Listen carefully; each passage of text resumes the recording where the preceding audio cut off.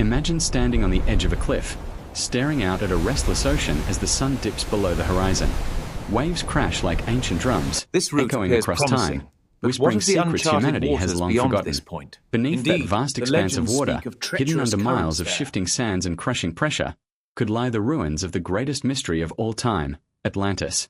For centuries, this single word has haunted explorers, baffled historians, and ignited the imagination of every generation that has heard it. Was it real, or was it nothing more than a philosopher's cautionary tale? Tonight, we dive deep, not just into the ocean, but into the heart of a riddle that could rewrite everything we think we know about our past. Plato, the ancient Greek philosopher, was the first to speak of this fabled civilization over 2,000 years ago. He described a powerful, technologically advanced island nation, a place of incredible wealth and innovation, that vanished in a single day and night of misfortune. For most of history, his words have been dismissed as allegory, a parable about hubris and moral decay. But what if they were more than just a story? What if Plato was describing a real place, a real event, and a real catastrophe that took place 12,000 years ago? If so, then somewhere beneath the waves lies the truth, and perhaps the bones of a lost chapter of human civilization. In the last few decades, science has given us tools Plato could never have imagined. High-resolution sonar scans, satellite imagery capable of peering through shallow waters, and deep-sea drones have uncovered strange patterns and structures on the ocean floor, geometric formations, massive stone blocks, even what appears to be the remains of ancient roadways. These discoveries are forcing scientists to ask difficult questions. Did a highly advanced culture exist long before our accepted timeline of history? Could humanity's true story stretch back far beyond Mesopotamia, Egypt, and Sumer, back to a forgotten golden age destroyed by forces of nature? This question is not just about a lost city. It is about us. If Atlantis existed, it would mean that humanity is far older, far more resilient, and far more advanced than we have been taught. It would mean that the rise of civilization is not a straight line of progress, but a fragile cycle, a story of creation, destruction, and rebirth that has played out more than once. And it would mean that what happened to Atlantis could happen again. The search for Atlantis has always been more than an academic pursuit. It is a quest that touches something primal within us. There is a deep yearning to know if we have forgotten who we once were, if we have lost not only cities but knowledge, technology, and wisdom that could transform our future. What secrets might those ruins hold? Ancient energy systems? Records of the stars? The story of a catastrophe that nearly wiped humanity from the earth? Every discovery made beneath the waves brings us closer to answers, but also raises new questions, new controversies, and new dangers for those daring to reveal them. In this investigation, we will peel back the layers of time, examining evidence from ancient maps that should not exist, to submerged megaliths that defy explanation. We will explore catastrophic events that could have drowned entire continents and speak with scientists and researchers who are risking their reputations to tell the world what they have found.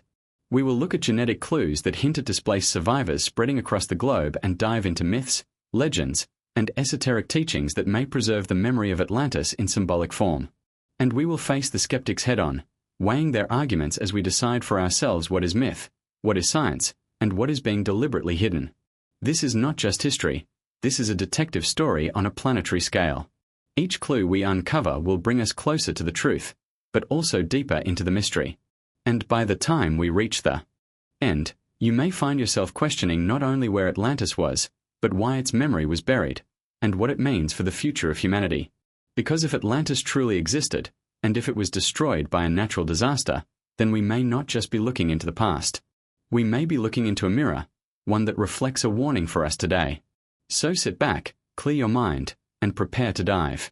Tonight, we go on a journey through time, through myth, and through the deepest waters on Earth in search of a city that may hold the key to our forgotten origins. What you are about to see could challenge your beliefs, shock you with the scope of what has been lost, and ignite a fire that will keep you thinking long after the final frame. The ocean has kept its secrets for 12,000 years, but perhaps not much longer. The question is simple: what lies beneath? The answer, as you're about to discover, may change everything. To truly understand the enigma of Atlantis, we must start where the story itself began, with one of history's greatest philosophers, Plato. Around 360 BCE, Plato wrote two dialogues, Timaeus and Critias, in which he laid out, with remarkable detail, the account of a lost civilization unlike anything else in ancient literature. He was not speaking vaguely or poetically. He gave dates, geography, and descriptions of Atlantis culture, society, and its sudden downfall. He claimed this story came from Egyptian priests, passed down over thousands of years, and told to his ancestor Solon, one of the wisest men of Greece. It was not a story of gods or monsters, but of real people, a real island empire, and a real catastrophe that ended it all. Plato describes Atlantis as a great and powerful kingdom, larger than Libya and Asia Minor combined, lying beyond the Pillars of Hercules, what we now call the Strait of Gibraltar. It was a maritime empire with an advanced navy, sophisticated architecture, and vast agricultural wealth.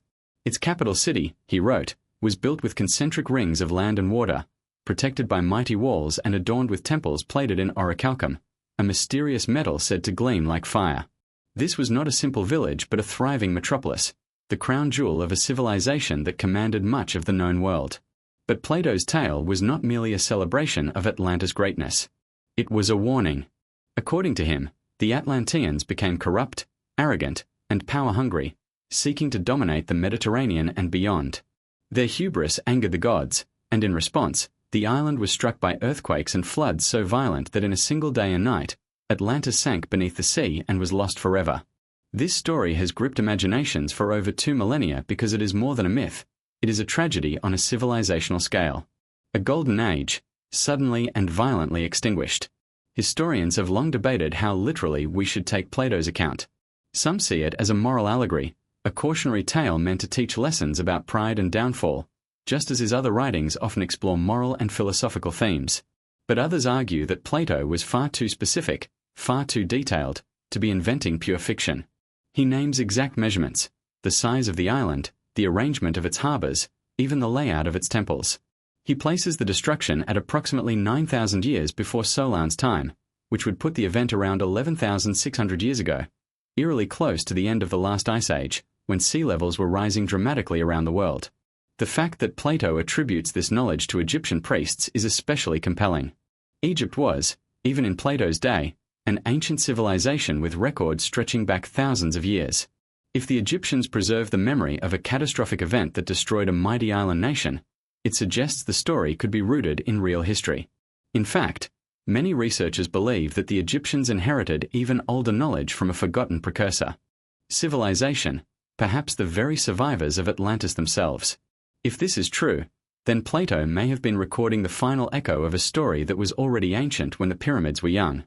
What makes Plato's story even more fascinating is that it is incomplete. The dialogue Chryses breaks off mid-sentence, as if Plato died before finishing it, leaving us with a tantalizing fragment of the tale. Was this deliberate? Was he planning to reveal even more shocking details about Atlantis' technology, culture, and fate? Or did he say all that he needed to say, leaving future generations to puzzle out the rest?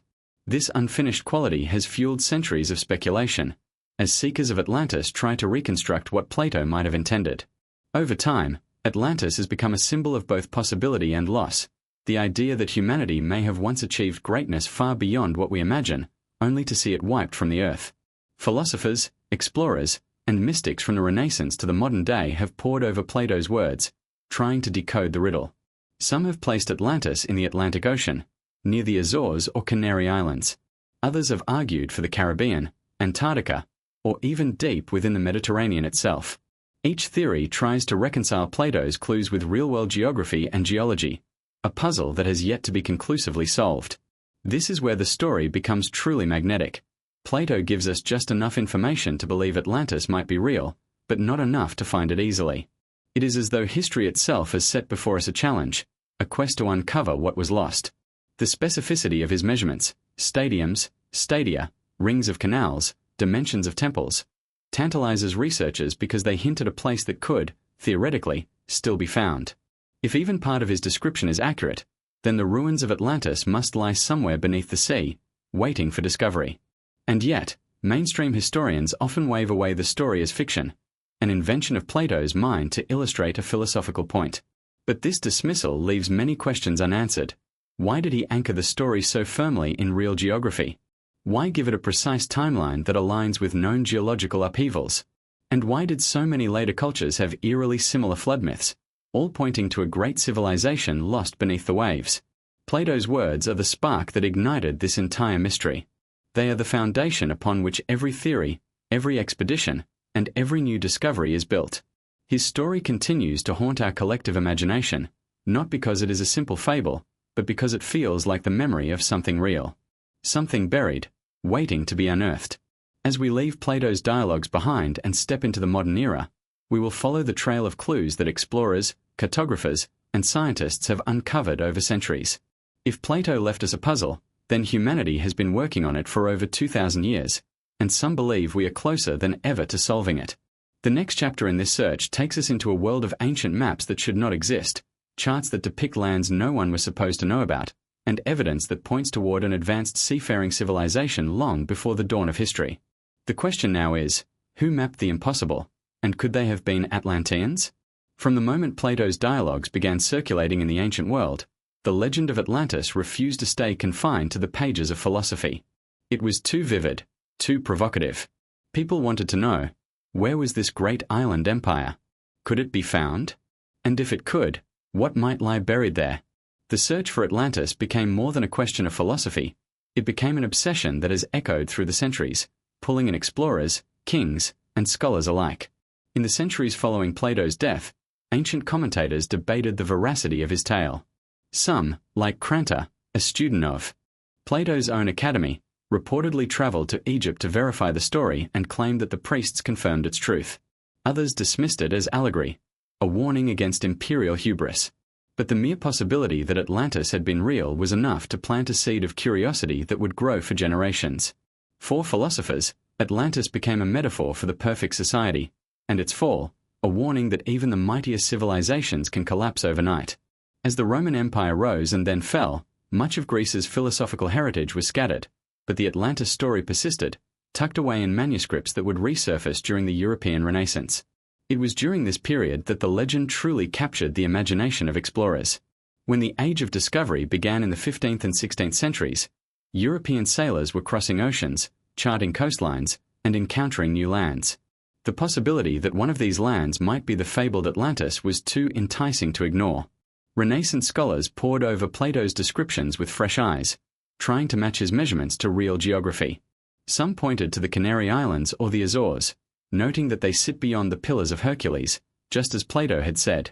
Others speculated that the recently discovered Americas could themselves be remnants of Atlantis, their indigenous civilizations perhaps descendants of a lost Atlantic race.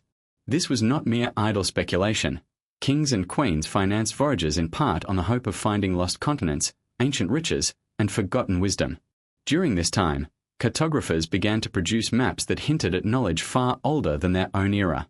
The Piri Reis map of 1513, for example, appears to depict parts of the South American coastline, and possibly even Antarctica, with uncanny accuracy, long before those regions were supposedly charted. Could these maps be fragments of a knowledge system preserved since Atlantean times? For many seekers, such clues only deepened the conviction that Plato's story held truth. The obsession with Atlantis wasn't limited to scholars and sailors. Writers and thinkers began to weave the lost continent into their own works. Francis Bacon, the English philosopher and father of the scientific method, penned the New Atlantis in 1627, describing a utopian island where knowledge was pursued above all else. Though fictional, Bacon's tale captured the sense of wonder and possibility that Atlantis symbolized, a place where humanity's potential reached its zenith. The Enlightenment and subsequent centuries brought even more speculation. The rise of geology and archaeology gave researchers new tools to investigate the Earth's past.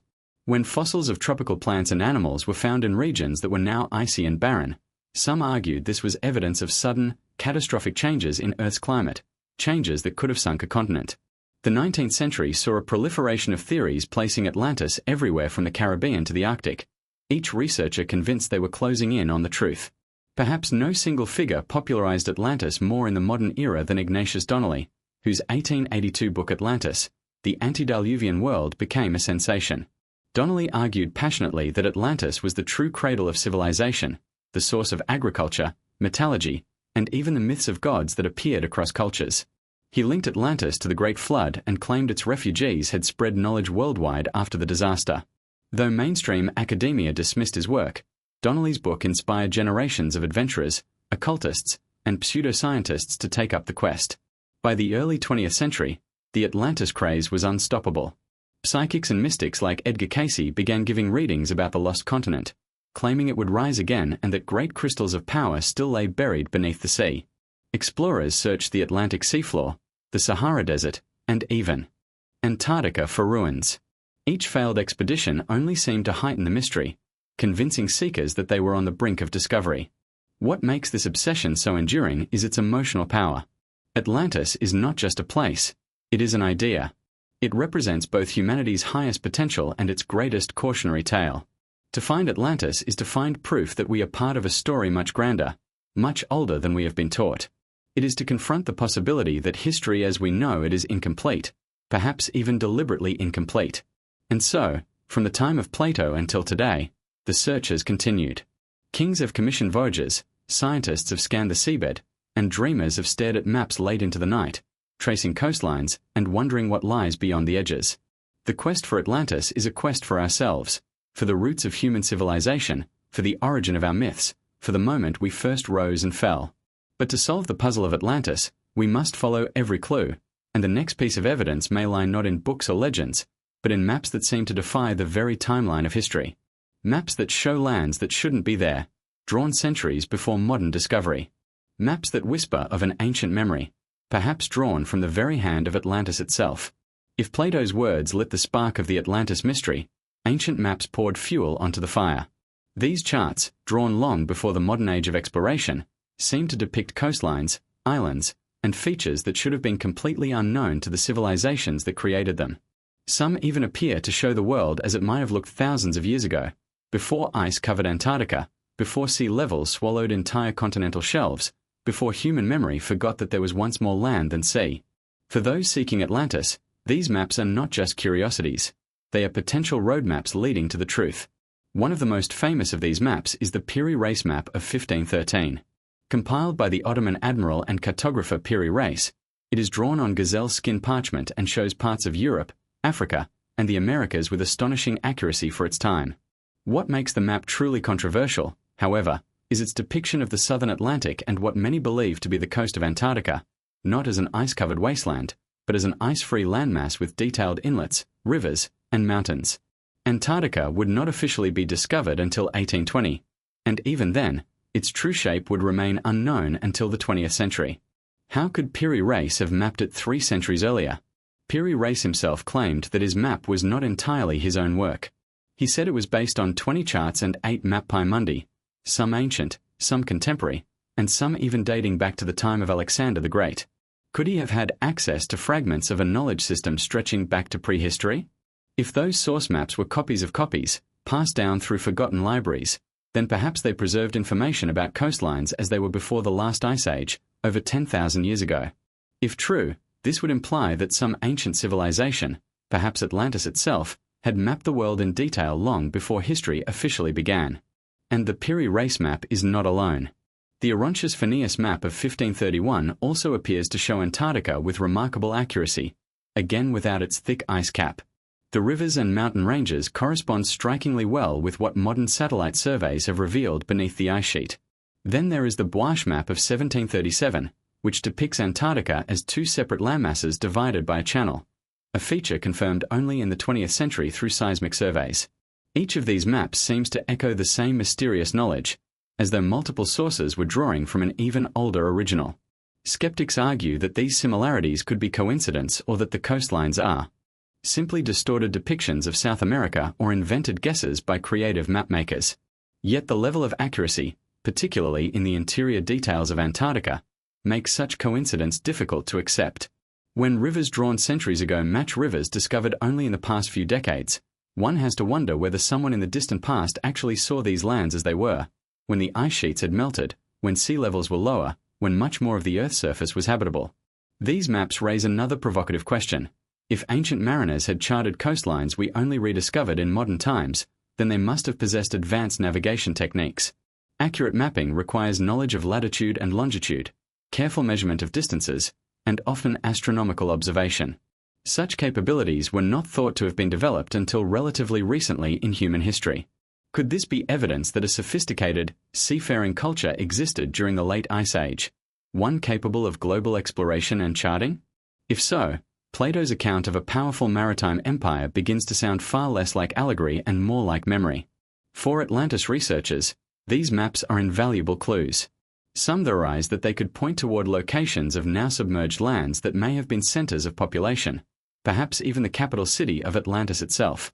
The area around the mid-Atlantic ridge, the Azores, and other shallow seamounts has been carefully studied by enthusiasts searching for rectangular structures or geometric patterns hidden under the ocean floor.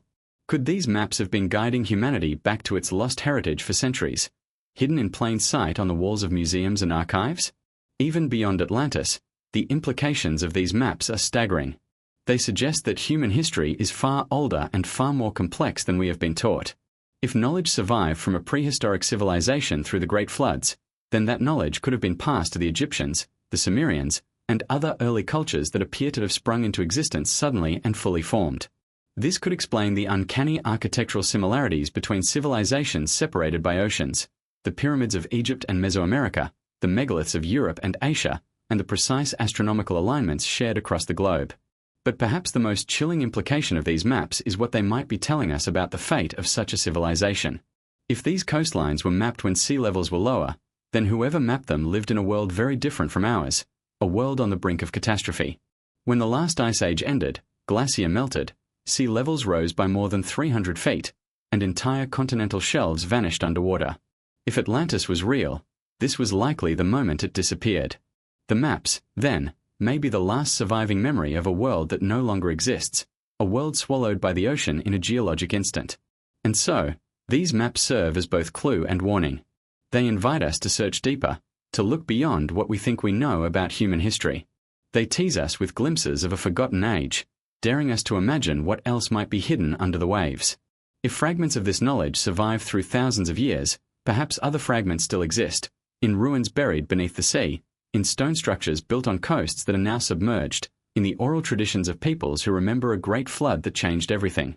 As we move forward in our investigation, we will leave the parchment and ink of these ancient maps and dive into the physical evidence, the ruins themselves. Across the globe, strange stone formations lie in shallow waters and deep trenches, waiting to tell their story. Some resemble harbors, roads, and pyramids. Others defy classification altogether. The next step in our journey is to examine these underwater sites and ask the question that has haunted explorers for centuries. Are we looking at the shattered remnants of Atlantis? If the ancient maps hint that there was once more land above the waves, then the myths of a great flood whisper about how and why those lands disappeared. Across nearly every culture on Earth, from the icy tundras of Siberia to the deserts of Australia, there are stories of a time when the world was drowned. These tales speak of angry gods, massive rains, rising seas, and entire civilizations swept away in a single cataclysm.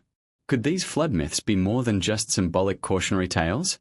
Could they be fragmented memories of the same real event, the very disaster that destroyed Atlantis? The most famous of these is, of course, the biblical story of Noah's flood. In the book of Genesis, humanity becomes corrupt, and God decides to wipe the slate clean with a great deluge. Noah, chosen for his righteousness, is commanded to build an ark, gather the animals, and survive as the waters rise to cover the entire earth. After the flood, the ark comes to rest on a mountain, and humanity begins anew. For centuries, theologians have debated whether this event was literal or metaphorical, but the idea of a world-destroying flood is hardly unique to the Bible. Long before Genesis was written, the Sumerians recorded a strikingly similar story in the Epic of Gilgamesh. In this version, a man named Utnapishtim is warned by the gods to build a boat to survive an oncoming flood meant to wipe out humanity. The parallels to Noah's story are unmistakable, so much so that many scholars believe the biblical account was directly inspired by this earlier Mesopotamian tale. If we step back even further, we find that flood narratives appear in ancient Babylonian, Akkadian, and even Indian texts, suggesting that this was a shared memory across multiple cultures. But the pattern doesn't stop in the Near East. In the Americas, the Aztecs spoke of a great flood that destroyed the fourth age of the world, leaving only 2 survivors who took refuge inside a hollow tree. The Hopi and Zuni tribes tell of their ancestors escaping a world-destroying deluge by climbing into the safety of mountains or caves. The ancient Maya believed that the previous world was destroyed by water, and they recorded this in their codices long before European contact. In Asia, Chinese mythology speaks of the Great Yu, a hero who drained the floodwaters that once threatened to wipe out all life. In India, The story of Manu describes the first man being warned by a fish, an avatar of the god Vishnu, to build a boat and survive a great flood. Even in the remote islands of Polynesia, oral traditions recall a time when the ocean rose and swallowed entire homelands, forcing survivors to migrate across the seas. This astonishing global consistency suggests something more profound than coincidence. Could it be that these legends are humanity's cultural memory of a real geological event, a time when massive flooding changed the face of the planet? If we look to science, we find that such an event is not only possible but likely. At the end of the last ice age, roughly 11,600 years ago, global temperatures rose dramatically. This triggered the melting of the vast ice sheets covering North America, Europe, and Asia, leading to what geologists call meltwater pulse 1b. Sea levels rose rapidly, in some cases by as much as 10 to 20 meters within a few centuries, enough to submerge entire coastal plains and wipe out any settlements that once existed there. Imagine what this would have meant for the people of that era. Coastal cities, fertile river valleys, and trading ports would have been swallowed. Survivors would have fled inland, carrying with them stories of the waters that came without mercy, of gods or sky fires that brought destruction, of a world that ended. To them, it would not have been a slow geological process, it would have been the end of everything they knew. These memories, passed down orally for thousands of years, may have been the seeds that eventually became the myths we know today. Plato's timeline for Atlantis' destruction, roughly 9,000 years before Solon, or about 11,600 years ago, matches perfectly with the end of the Younger Dryas period, a time of sudden climate upheaval and rapid sea level rise. If Atlantis was a real island civilization, its people would have experienced the ocean swallowing their world. The description of Atlantis sinking in a single day and night of misfortune may not be literally a 24-hour event but could poetically describe a sudden and catastrophic change within living memory. Skeptics argue that flood myths are a natural product of human imagination, that early agricultural societies were so dependent on rivers that seasonal floods left a psychological imprint, giving rise to mythic exaggerations. While this is plausible for individual stories, the sheer global scale of flood myths, from Australia's Aboriginal Dreamtime stories to Norse legends of the god Ymir's blood drowning the earth, suggests something much larger at play. Cultures separated by oceans and millennia do not usually invent the same story by chance. Moreover, the details often go beyond simple flooding. Many myths mention celestial events, strange lights in the sky, thunderous noises, fire before water, which some researchers link to possible comet impacts or massive volcanic eruptions that triggered rapid climate change. If such an event struck the Earth and caused the collapse of ice sheets or the destabilization of massive glacial lakes, it could have unleashed walls of water that would have seemed apocalyptic to ancient witnesses.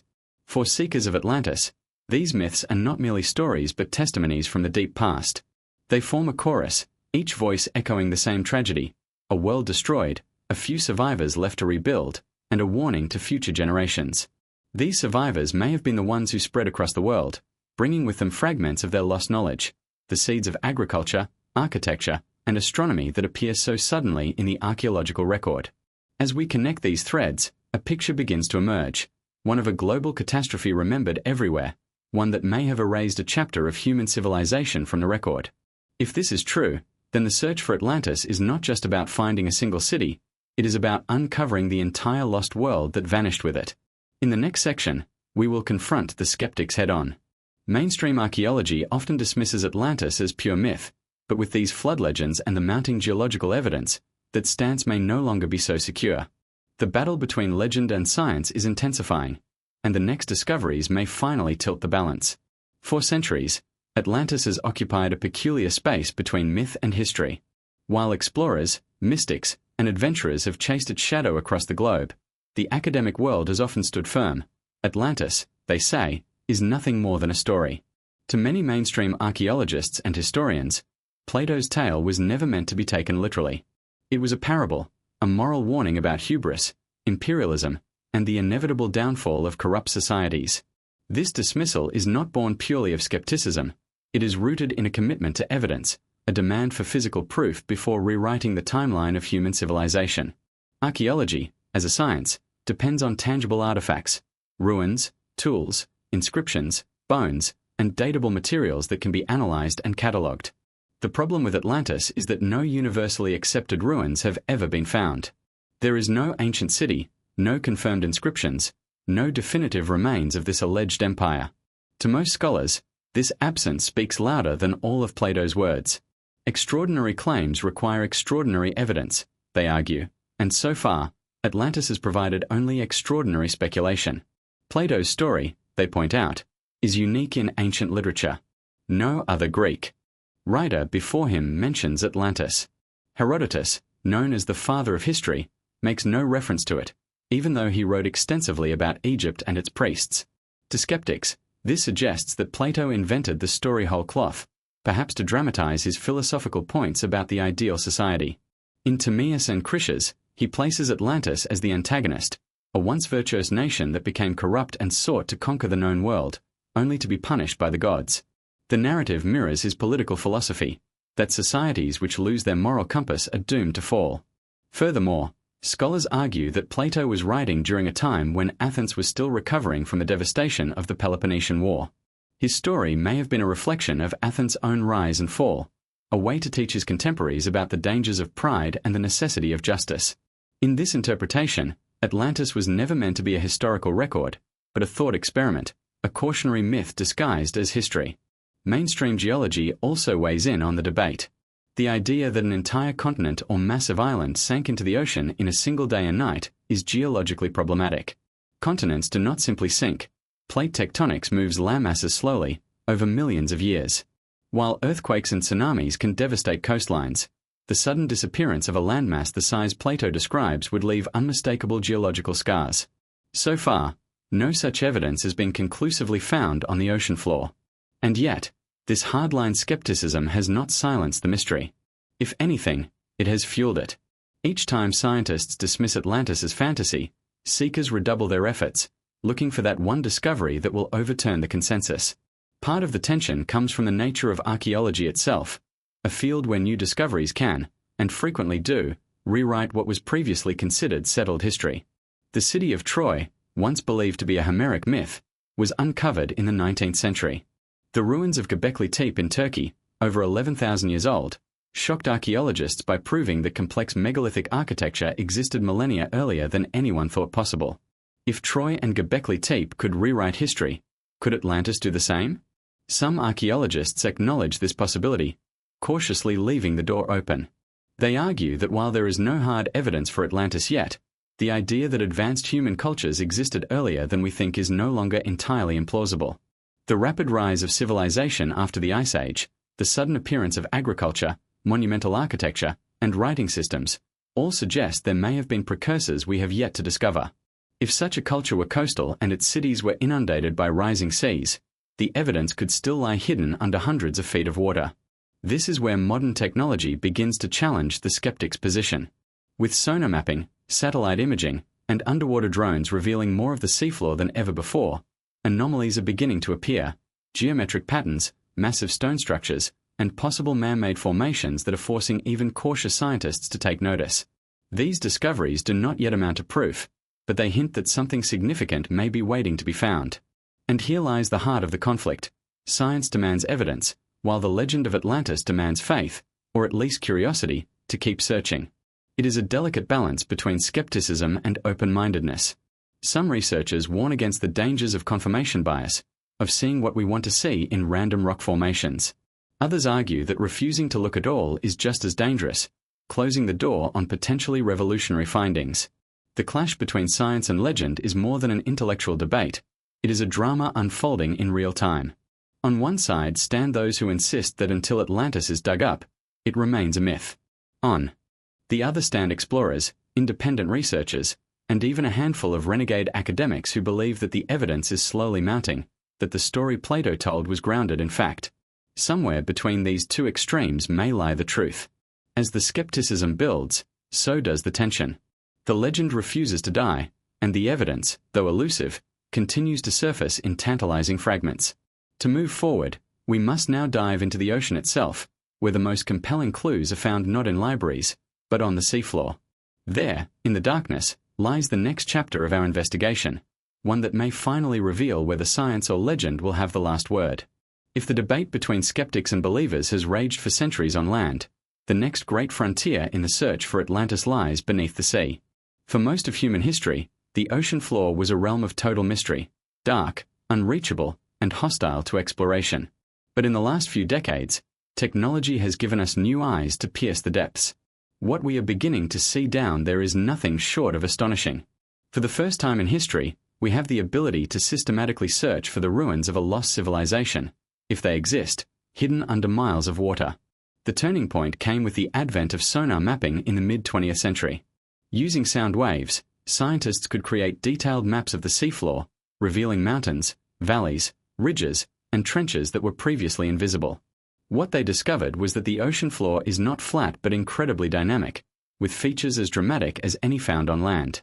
These discoveries transformed our understanding of plate tectonics and the movement of continents, and they also opened up new possibilities for locating submerged archaeological sites. In the last 2 decades, sonar technology has become even more precise. Multi-beam sonar systems can sweep vast areas of the seabed, creating 3-dimensional images with astonishing resolution. This allows researchers to spot geometric patterns, straight lines, and rectangular shapes that could indicate man-made structures. When combined with satellite altimetry, which uses tiny changes in sea surface height to detect large objects or formations below, we are beginning to assemble a nearly complete picture of Earth's drowned landscapes. One of the most exciting developments in this field is the use of autonomous underwater vehicles, AUVs, and remotely operated vehicles, ROVs. These robotic explorers can dive to depths far beyond the reach of human divers, carrying cameras, lasers, and even sample collecting tools. They glide silently across the seabed, scanning for anomalies and capturing high-definition footage of anything unusual. Some expeditions have reported discovering formations that look uncannily like roads, walls, and even pyramids, though whether these are natural or artificial remains a matter of debate. Satellite imagery has also revolutionized the hunt. In certain shallow regions, high-resolution satellites can actually see through clear water to the seabed, revealing ancient riverbeds, harbor structures, and possible city grids. In 2012, for example, researchers using Google Earth spotted strange rectangular patterns off the coast of Africa that sparked speculation of a submerged city. Although later studies suggested they might have been artifacts of sonar stitching, the excitement demonstrated how powerful this new tool can be in rallying public interest. The oceans themselves are becoming more accessible thanks to commercial ventures. Companies involved in undersea cable laying, oil exploration, and deep-sea mining are mapping vast areas of the seabed for industrial purposes. Sometimes, these surveys accidentally reveal features that catch the attention of archaeologists. In some cases, enormous blocks or geometric shapes have been spotted hundreds of meters below the surface, anomalies that have yet to be fully explained. Yet despite these advances, we have mapped less than 25% of the ocean floor in detail. This means that more than 3/4 of our planet's underwater surface remains largely unexplored. Imagine how many ruins, shipwrecks, and entire landscapes could still be hidden out there. If Atlantis was real, the odds are good that its remains lie in one of these unmapped regions, waiting to be discovered by the next expedition. This technological revolution is also helping us understand what to look for. Archaeologists have begun studying known submerged sites, like Dwarka off the coast of India, or the prehistoric village of Pavlopetri in Greece, to learn how human structures appear after thousands of years underwater. Over time, cities collapse, are buried by sediment, and may be colonized by marine life, making them harder to recognize. By comparing sonar images with these known examples, researchers can better distinguish between natural rock formations and genuine ruins. Another breakthrough has been the use of sub-bottom profiling, a technique that penetrates layers of sediment to reveal structures buried beneath. This means that even sites completely covered by mud or sand can potentially be detected and excavated.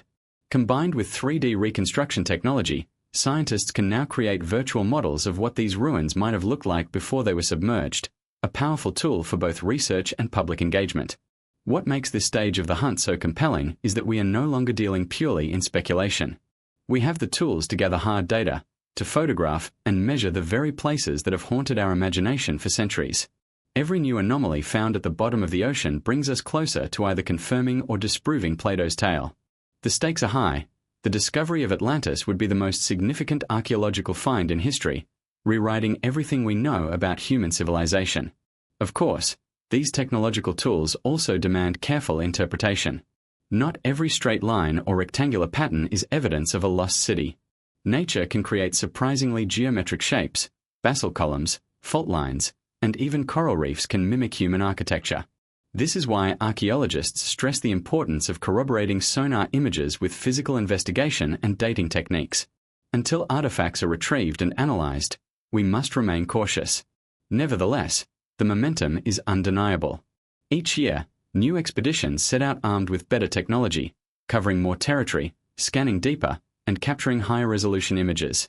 From the Mid-Atlantic Ridge to the Caribbean, from the Mediterranean Basin to the South China Sea, humanity is probing the depths with unprecedented precision. The ocean is slowly giving up its secrets. As we stand on the edge of this new age of discovery, one thing becomes clear. If Atlantis existed, we now have the means to find it. The only question is whether we are ready for what we might uncover. Because finding Atlantis would not just be a scientific triumph, it would be a cultural earthquake, forcing us to confront the possibility that our timeline of history is incomplete, that we are the survivors of a forgotten chapter of human civilization. With the technology in place and the ocean floor yielding clues, we must now look at specific sites that have captured the world's attention. Some of these places have sparked fierce debate, inspiring countless theories. Chief among them is a site that has fascinated researchers for decades, a strange formation lying just off the coast of the Bahamas, known as the Bimini Road. Is it a natural feature or a man-made remnant of a vanished world? The next step in our investigation takes us there.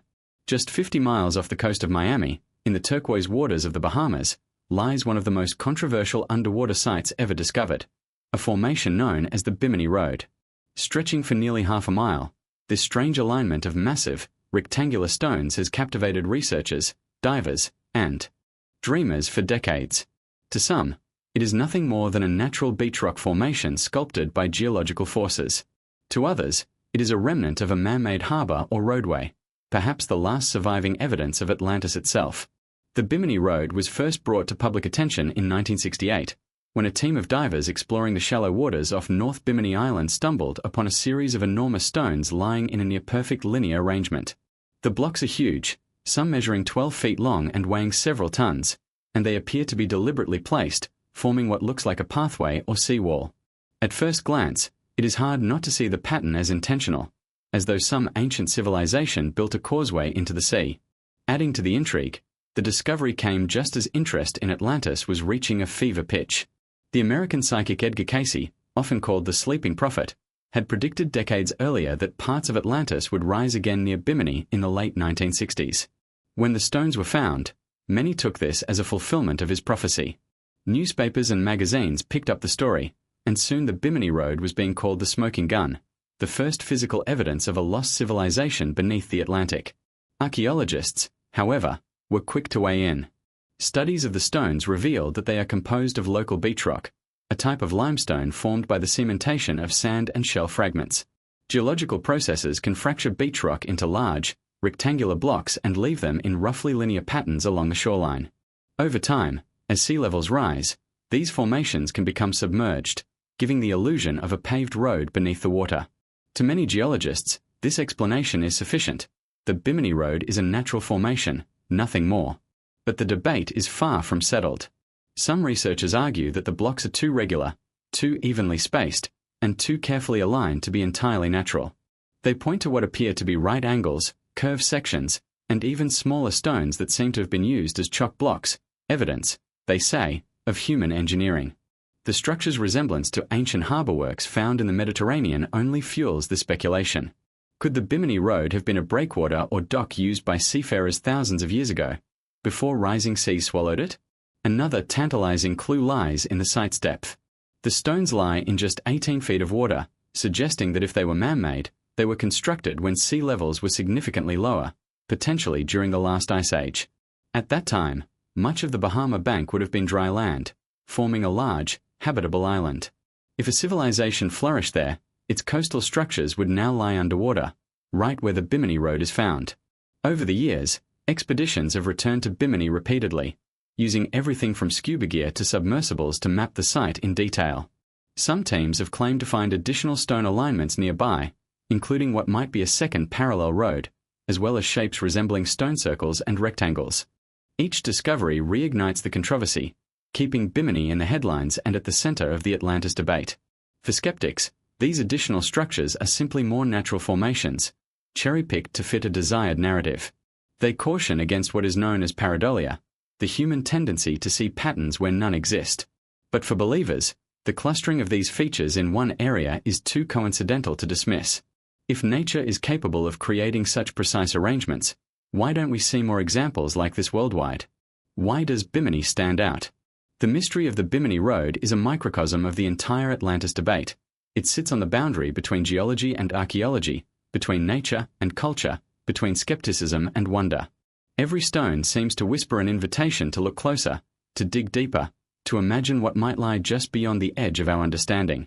Whether natural or man-made, the site has inspired thousands of divers to descend into its shallow waters and run their hands across the ancient stones, feeling connected to a past that might predate history itself.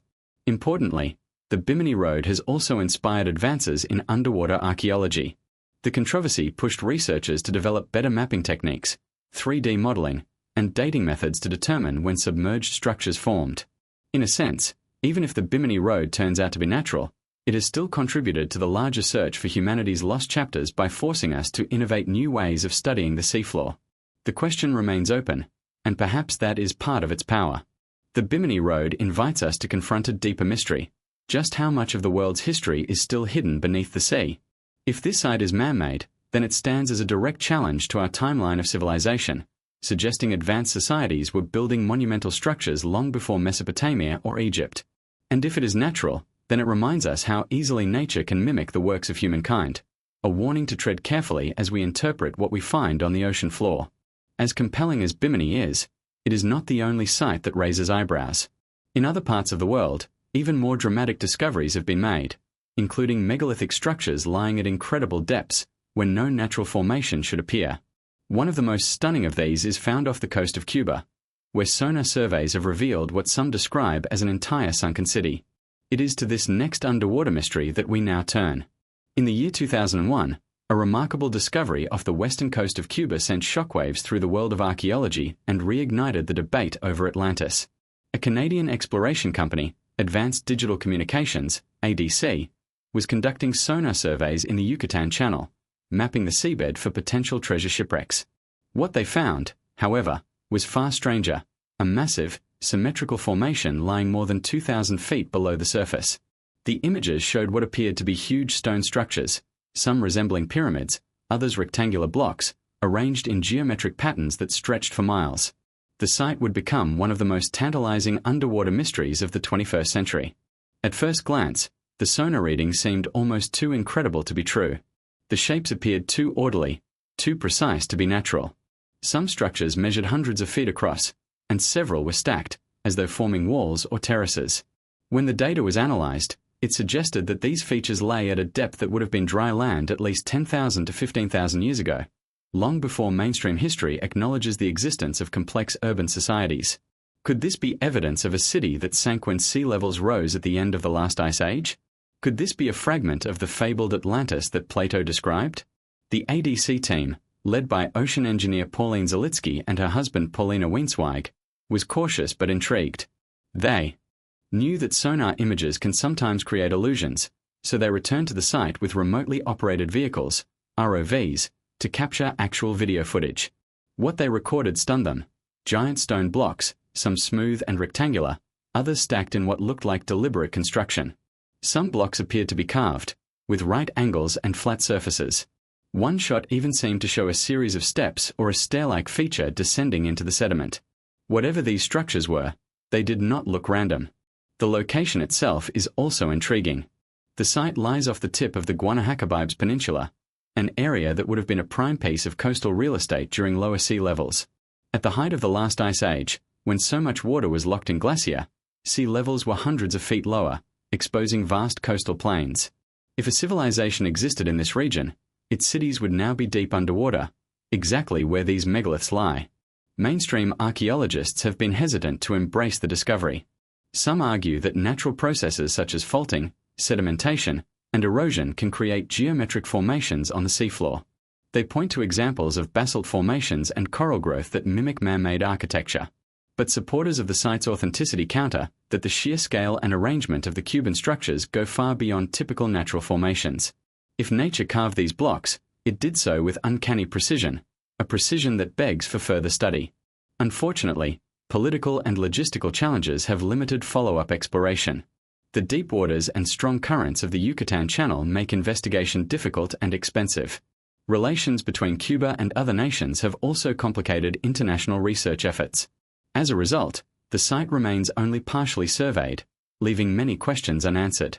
This lack of definitive exploration has frustrated both scientists and enthusiasts, who see the potential for a discovery that could rewrite history. What makes the Cuban megaliths so provocative is how well they align with Plato's description of Atlantis. He wrote of a large island nation with impressive architecture that sank beneath the sea around 11,600 years ago. The timing matches the end of the Younger Dryas period, a time of catastrophic climate change and rising sea levels. He described concentric canals, walls, and grand temples, all features that could, theoretically, be preserved on the seafloor if such a city was suddenly inundated. Moreover, the Cuban site is located in a region that many Atlantis theorists have long considered a candidate for the lost civilization. The Caribbean and Gulf of Mexico are dotted with submerged landmasses and shallow banks that would have formed extensive islands during the Ice Age. Some researchers believe these islands could have supported a maritime culture that traded across the Atlantic, leaving behind legends that became the story of Atlantis. Even if the Cuban structures are not Atlantis, they could still represent something extraordinary, the remains of a civilization that predates anything currently recognized by archaeology. Our accepted timeline places the rise of cities around 6,000 years ago, with the first monumental architecture appearing in Mesopotamia and Egypt. But if a true city exists 2,000 feet underwater, dated to more than 10,000 years ago, it would push back the dawn of civilization by several millennia. This would force historians to rethink the entire narrative of human development. The implications go beyond history. If these structures are indeed man-made, they could tell us something about humanity's resilience and adaptability. The people who built them would have faced the rising seas of the Ice Age's end, perhaps fleeing inland, perhaps leaving behind stories of a great flood that their descendants passed down through myth. In this way, the Cuban site could be a literal and figurative bridge between our prehistoric past and the civilizations we know today. This site also highlights the importance of deep-sea exploration. More than 70% of Earth's surface is covered by ocean, and the majority of it remains unexplored. We have mapped the surface of Mars in greater detail than we have the seafloor. If ruins of a lost civilization lie hidden in the depths, it is only a matter of time before advanced technology allows us to uncover them. The Cuban megaliths may be just the first glimpse of a much larger puzzle. For now, the site remains shrouded in mystery. The sonar images and video footage hint at something monumental, but until full-scale excavations and dating are conducted, the debate will continue. Are these blocks simply an incredible quirk of geology, or are they the last remains of a civilization swallowed by the sea thousands of years ago? What is certain is that the Cuban discovery has reignited global interest in the search for Atlantis and other lost worlds. It stands as a reminder that the ocean still holds secrets powerful enough to shake our understanding of the past. And if there is one site that has the potential to deliver a true, history-shattering revelation, it may well be this one. But Cuba is not the only location with underwater anomalies pointing toward a lost civilization. Far to the northeast, near the Azores, lies another site that has sparked controversy, a place that may sit right where Plato said Atlantis once existed. Sitting in the middle of the North Atlantic Ocean, roughly 900 miles west of Portugal, lies an isolated archipelago known as the Azores. These 9 volcanic islands rise dramatically from the deep ocean floor, forming the tips of a vast underwater mountain chain. To many researchers, the Azores are more than just scenic islands. They may be the last exposed remnants of a much larger landmass that once spanned this part of the Atlantic. For decades, theorists have pointed to the Azores as a possible location for Atlantis, and recent discoveries have only deepened the intrigue. Plato wrote that Atlantis lay beyond the Pillars of Hercules, a term the Greeks used for the Strait of Gibraltar, and that it was larger than Libya and Asia Minor combined. He described it as a powerful maritime empire that once threatened to dominate the Mediterranean world before sinking beneath the sea. The Azores fit part of this description geographically. They lie well beyond Gibraltar, directly in the Atlantic, and sit atop the Mid-Atlantic Ridge, a tectonic feature that suggests the region has seen dramatic geological changes over time. If a large island or microcontinent once existed here, its disappearance could match Plato's story. One of the most compelling pieces of evidence comes from bathymetric surveys of the surrounding seafloor. These maps show extensive plateaus, ridges, and seamounts that hint at the possibility of a once larger landmass now mostly submerged. Some areas of the seafloor appear unnaturally flat, as though they were once exposed plains later drowned by rising seas. To Atlantis theorists, this is tantalizing, a potential drowned continent hiding in plain sight. In 2013, reports emerged of a possible pyramid-like structure discovered on the seafloor between the islands of Terceira and São Miguel. Sonar scans appeared to reveal a massive, symmetrical formation with a square base, aligned to the cardinal points. The structure was estimated to be about 60 meters tall, with a base covering an area of roughly 8,000 square meters. Local divers and researchers were quick to suggest it might be an ancient pyramid, perhaps built by a lost civilization before the land was submerged. News of the discovery spread quickly, sparking international debate and renewed interest in the Azores as a candidate for Atlantis. Skeptics, of course, have offered natural explanations. Some geologists believe the pyramid could be a volcanic formation or a sonar illusion caused by equipment error. Without detailed physical surveys and sampling, the debate cannot be settled definitively. Still, the idea that a massive, perfectly geometric structure could lie hidden beneath the waters near the Azores has captured imaginations worldwide. If it is man-made, it would represent an extraordinary achievement, and one that would have to be dated to a time when sea levels were far lower than today. The Azores also have a unique position in the Atlantis debate because of their potential role as stepping stones between Europe, Africa, and the Americas. If a seafaring civilization existed here during the late Ice Age, it could have used the islands as waypoints for trade or exploration, creating a transatlantic network long before Columbus. This would explain the sudden and seemingly mysterious appearance of advanced cultures on opposite sides of the Atlantic, all sharing similar architectural and astronomical knowledge. Further fueling speculation are local legends. The Azores have a rich oral tradition of stories about lost lands, sunken villages, and ancient catastrophes. Some islanders speak of ghostly bells heard under the sea or of fishermen who claim to glimpse ruins on the ocean floor during periods of unusual water clarity.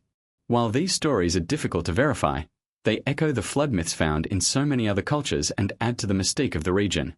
Geologically, the Azores are also an area of high activity. The islands are located near the junction of three major tectonic plates, the North American, Eurasian, and African plates, making them prone to earthquakes and volcanic eruptions. It is not hard to imagine a scenario in which a massive volcanic event or series of quakes could have triggered rapid subsidence, dragging large portions of land into the sea. This would be exactly the kind of catastrophe Plato described when he wrote that Atlantis vanished in a single day and night of misfortune. Modern technology is just beginning to unlock the secrets of the Azores seafloor.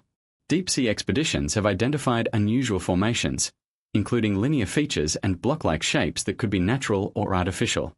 Detailed mapping of the region is ongoing, and as each year passes, more of the Atlantic's hidden topography comes into focus. The tantalizing question remains, will we one day find definitive evidence of a lost city here, preserved under centuries of silt and sediment? For now, the Azores remain one of the strongest candidates for Atlantis location, a region that fits Plato's geography, contains puzzling underwater anomalies, and is geologically capable of producing the kind of sudden catastrophe he described.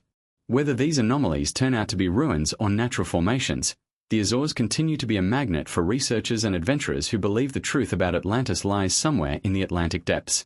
But the Azores are not alone in this mystery. Around the world, other submerged sites have been discovered, some even more dramatic, that suggest advanced civilizations existed during the last ice age. To truly understand the scope of this mystery, we must now widen our focus beyond the Atlantic and look at global examples of underwater megaliths and cities. These sites might not only confirm that Atlantis was possible, but that it was part of a much larger network of lost cultures. If the Azores suggest a possible location for Atlantis, then the underwater megalithic sites scattered across the globe suggest something even more profound, that advanced human cultures may have existed in many places before the end of the last ice age. Across Asia, the Mediterranean, and the Indian Ocean, there are submerged ruins that challenge our timeline of civilization, hinting at a world where humans were building monumental architecture long before Mesopotamia or Egypt. The question is no longer whether such sites exist, but whether they represent the work of cultures we have forgotten, cultures that may have been connected to the same global catastrophe that wiped out Atlantis. Perhaps the most famous of these underwater enigmas is the Yonaguni monument off the coast of Japan. Discovered in 1986 by a diver exploring the waters near the island of Yonaguni, this massive stone structure lies 80 feet beneath the surface and stretches for nearly 500 feet. Its features are astonishing: broad terraces, straight walls, sharp corners, and steps that look as though they were carved by human hands. Some areas even resemble platforms and processional ways, leading researchers to speculate that this was once a ceremonial or civic center. Supporters of Yonaguni's man-made origin argue that the precision of the angles and the scale of the construction go far beyond what natural erosion would produce. They point to the presence of what appear to be staircases, roadways, and even the faint outline of carvings on some of the stone surfaces. If this site was indeed created by humans, it must date back at least 10,000 years, to a time when sea levels were much lower, placing it far earlier than any known civilization in Japan. This would rewrite the history of East Asia entirely. Skeptics maintain that Yonaguni is a natural formation, a product of sandstone fracturing along fault lines and shaped by ocean currents over thousands of years. And it is true that geology can create surprisingly geometric shapes. Yet even if the site is natural, it is possible that humans modified it, carving steps or platforms into an existing rock outcrop, a practice seen at other ancient sites around the world. This combination of natural formation and human alteration could explain its unique appearance, suggesting a blend of geology and lost engineering. Half a world away, off the coast of India, another submerged city tells an equally compelling story. Near the modern city of Dwarka, divers have discovered extensive ruins lying 70 feet underwater. These include stone walls, pillars, and what appear to be streets and rectangular foundations stretching over several square kilometers. Carbon dating of artifacts recovered from the site suggests an age of at least 9,000 years, which would make Dwarka one of the oldest known cities on Earth, predating the Indus Valley civilization by thousands of years. Dwarka holds special significance in Hindu tradition, as it is said to have been the legendary city of Lord Krishna, which sank beneath the sea after his death. For centuries, this was considered a myth, until modern technology revealed the ruins. The discovery has forced scholars to reconsider ancient texts as potential sources of historical memory, just as Plato's dialogues may be. If Dwarka was real, and if its submergence was caused by rising seas at the end of the Ice Age, it provides a direct parallel to the Atlantis narrative. These are not isolated examples. In the Mediterranean, archaeologists have found submerged cities such as Pavlopetri off the coast of Greece, a Bronze Age settlement with streets, courtyards, and tombs lying just below the surface. In the Gulf of Cambay, sonar surveys have revealed massive geometric patterns on the seabed, possibly representing another lost city. Off the coast of Malta, divers have reported stone structures that resemble temples similar to those on the island above water, suggesting that Malta itself may have once been larger and more populated before sea levels rose. Each of these sites forces us to confront a staggering possibility, that human civilization is far older and more complex than the textbooks tell us. The conventional narrative holds that agriculture began around 10,000 years ago, giving rise to the first cities a few millennia later. But if megalithic architecture was being built before the floodwaters rose, then we are looking at cultures capable of organization, engineering, and possibly even navigation during the Ice Age, a level of sophistication once thought impossible. These underwater ruins also hint at a kind of global connectivity. The similarities in construction techniques, large stone blocks, precise alignments, and often astronomical orientations, suggest that knowledge was being shared across vast distances. Could there have been a worldwide maritime network, a lost civilization whose survivors spread across the globe after the cataclysm, planting the seeds of the cultures we know today? This is precisely the theory put forward by many Atlantologists, that Atlantis was not just a city but a hub of a global civilization. Of course, caution is necessary. Not every underwater formation is evidence of a lost city, and some claims have been exaggerated or debunked. But as technology improves and more of the seafloor is mapped, the number of confirmed ancient sites continues to grow. Each new discovery strengthens the case that humanity's prehistory was far richer, and perhaps far more advanced, than we once believed. These megaliths beneath the sea are silent witnesses to a forgotten age. Whether they were ceremonial centers, ports, or entire cities, they tell a story of ambition, skill, and ultimately tragedy. For whatever their builders created, it now lies drowned. The ocean has preserved these monuments as time capsules, waiting for us to find them and decode their meaning. And so, the mystery deepens. If these sites represent the scattered remnants of a lost global culture, then what we are uncovering may be more than isolated ruins. We may be tracing the outline of a civilization that spanned continents and vanished almost overnight. To understand how such a catastrophe could have happened, we must now turn to the geological record and examine the evidence for the great floods and rapid sea level rise that mark the end of the Ice Age. The answer may lie not in human failure, but in the awesome and unstoppable power of nature itself. To understand how a civilization like Atlantis could vanish beneath the sea, we must first examine one of the most dramatic periods in Earth's recent geological history, the end of the last ice age. Roughly 21,000 years ago, during the last glacial maximum, massive ice sheets covered much of North America, Europe, and Asia. Sea levels were more than 300 feet lower than they are today, exposing vast areas of continental shelf and creating enormous stretches of habitable land. If humans had built cities along these coastlines, as we tend to do today, they would have been thriving on territory that is now underwater. But everything changed when the Earth's climate warmed rapidly, setting in motion a chain of events that would permanently reshape the planet.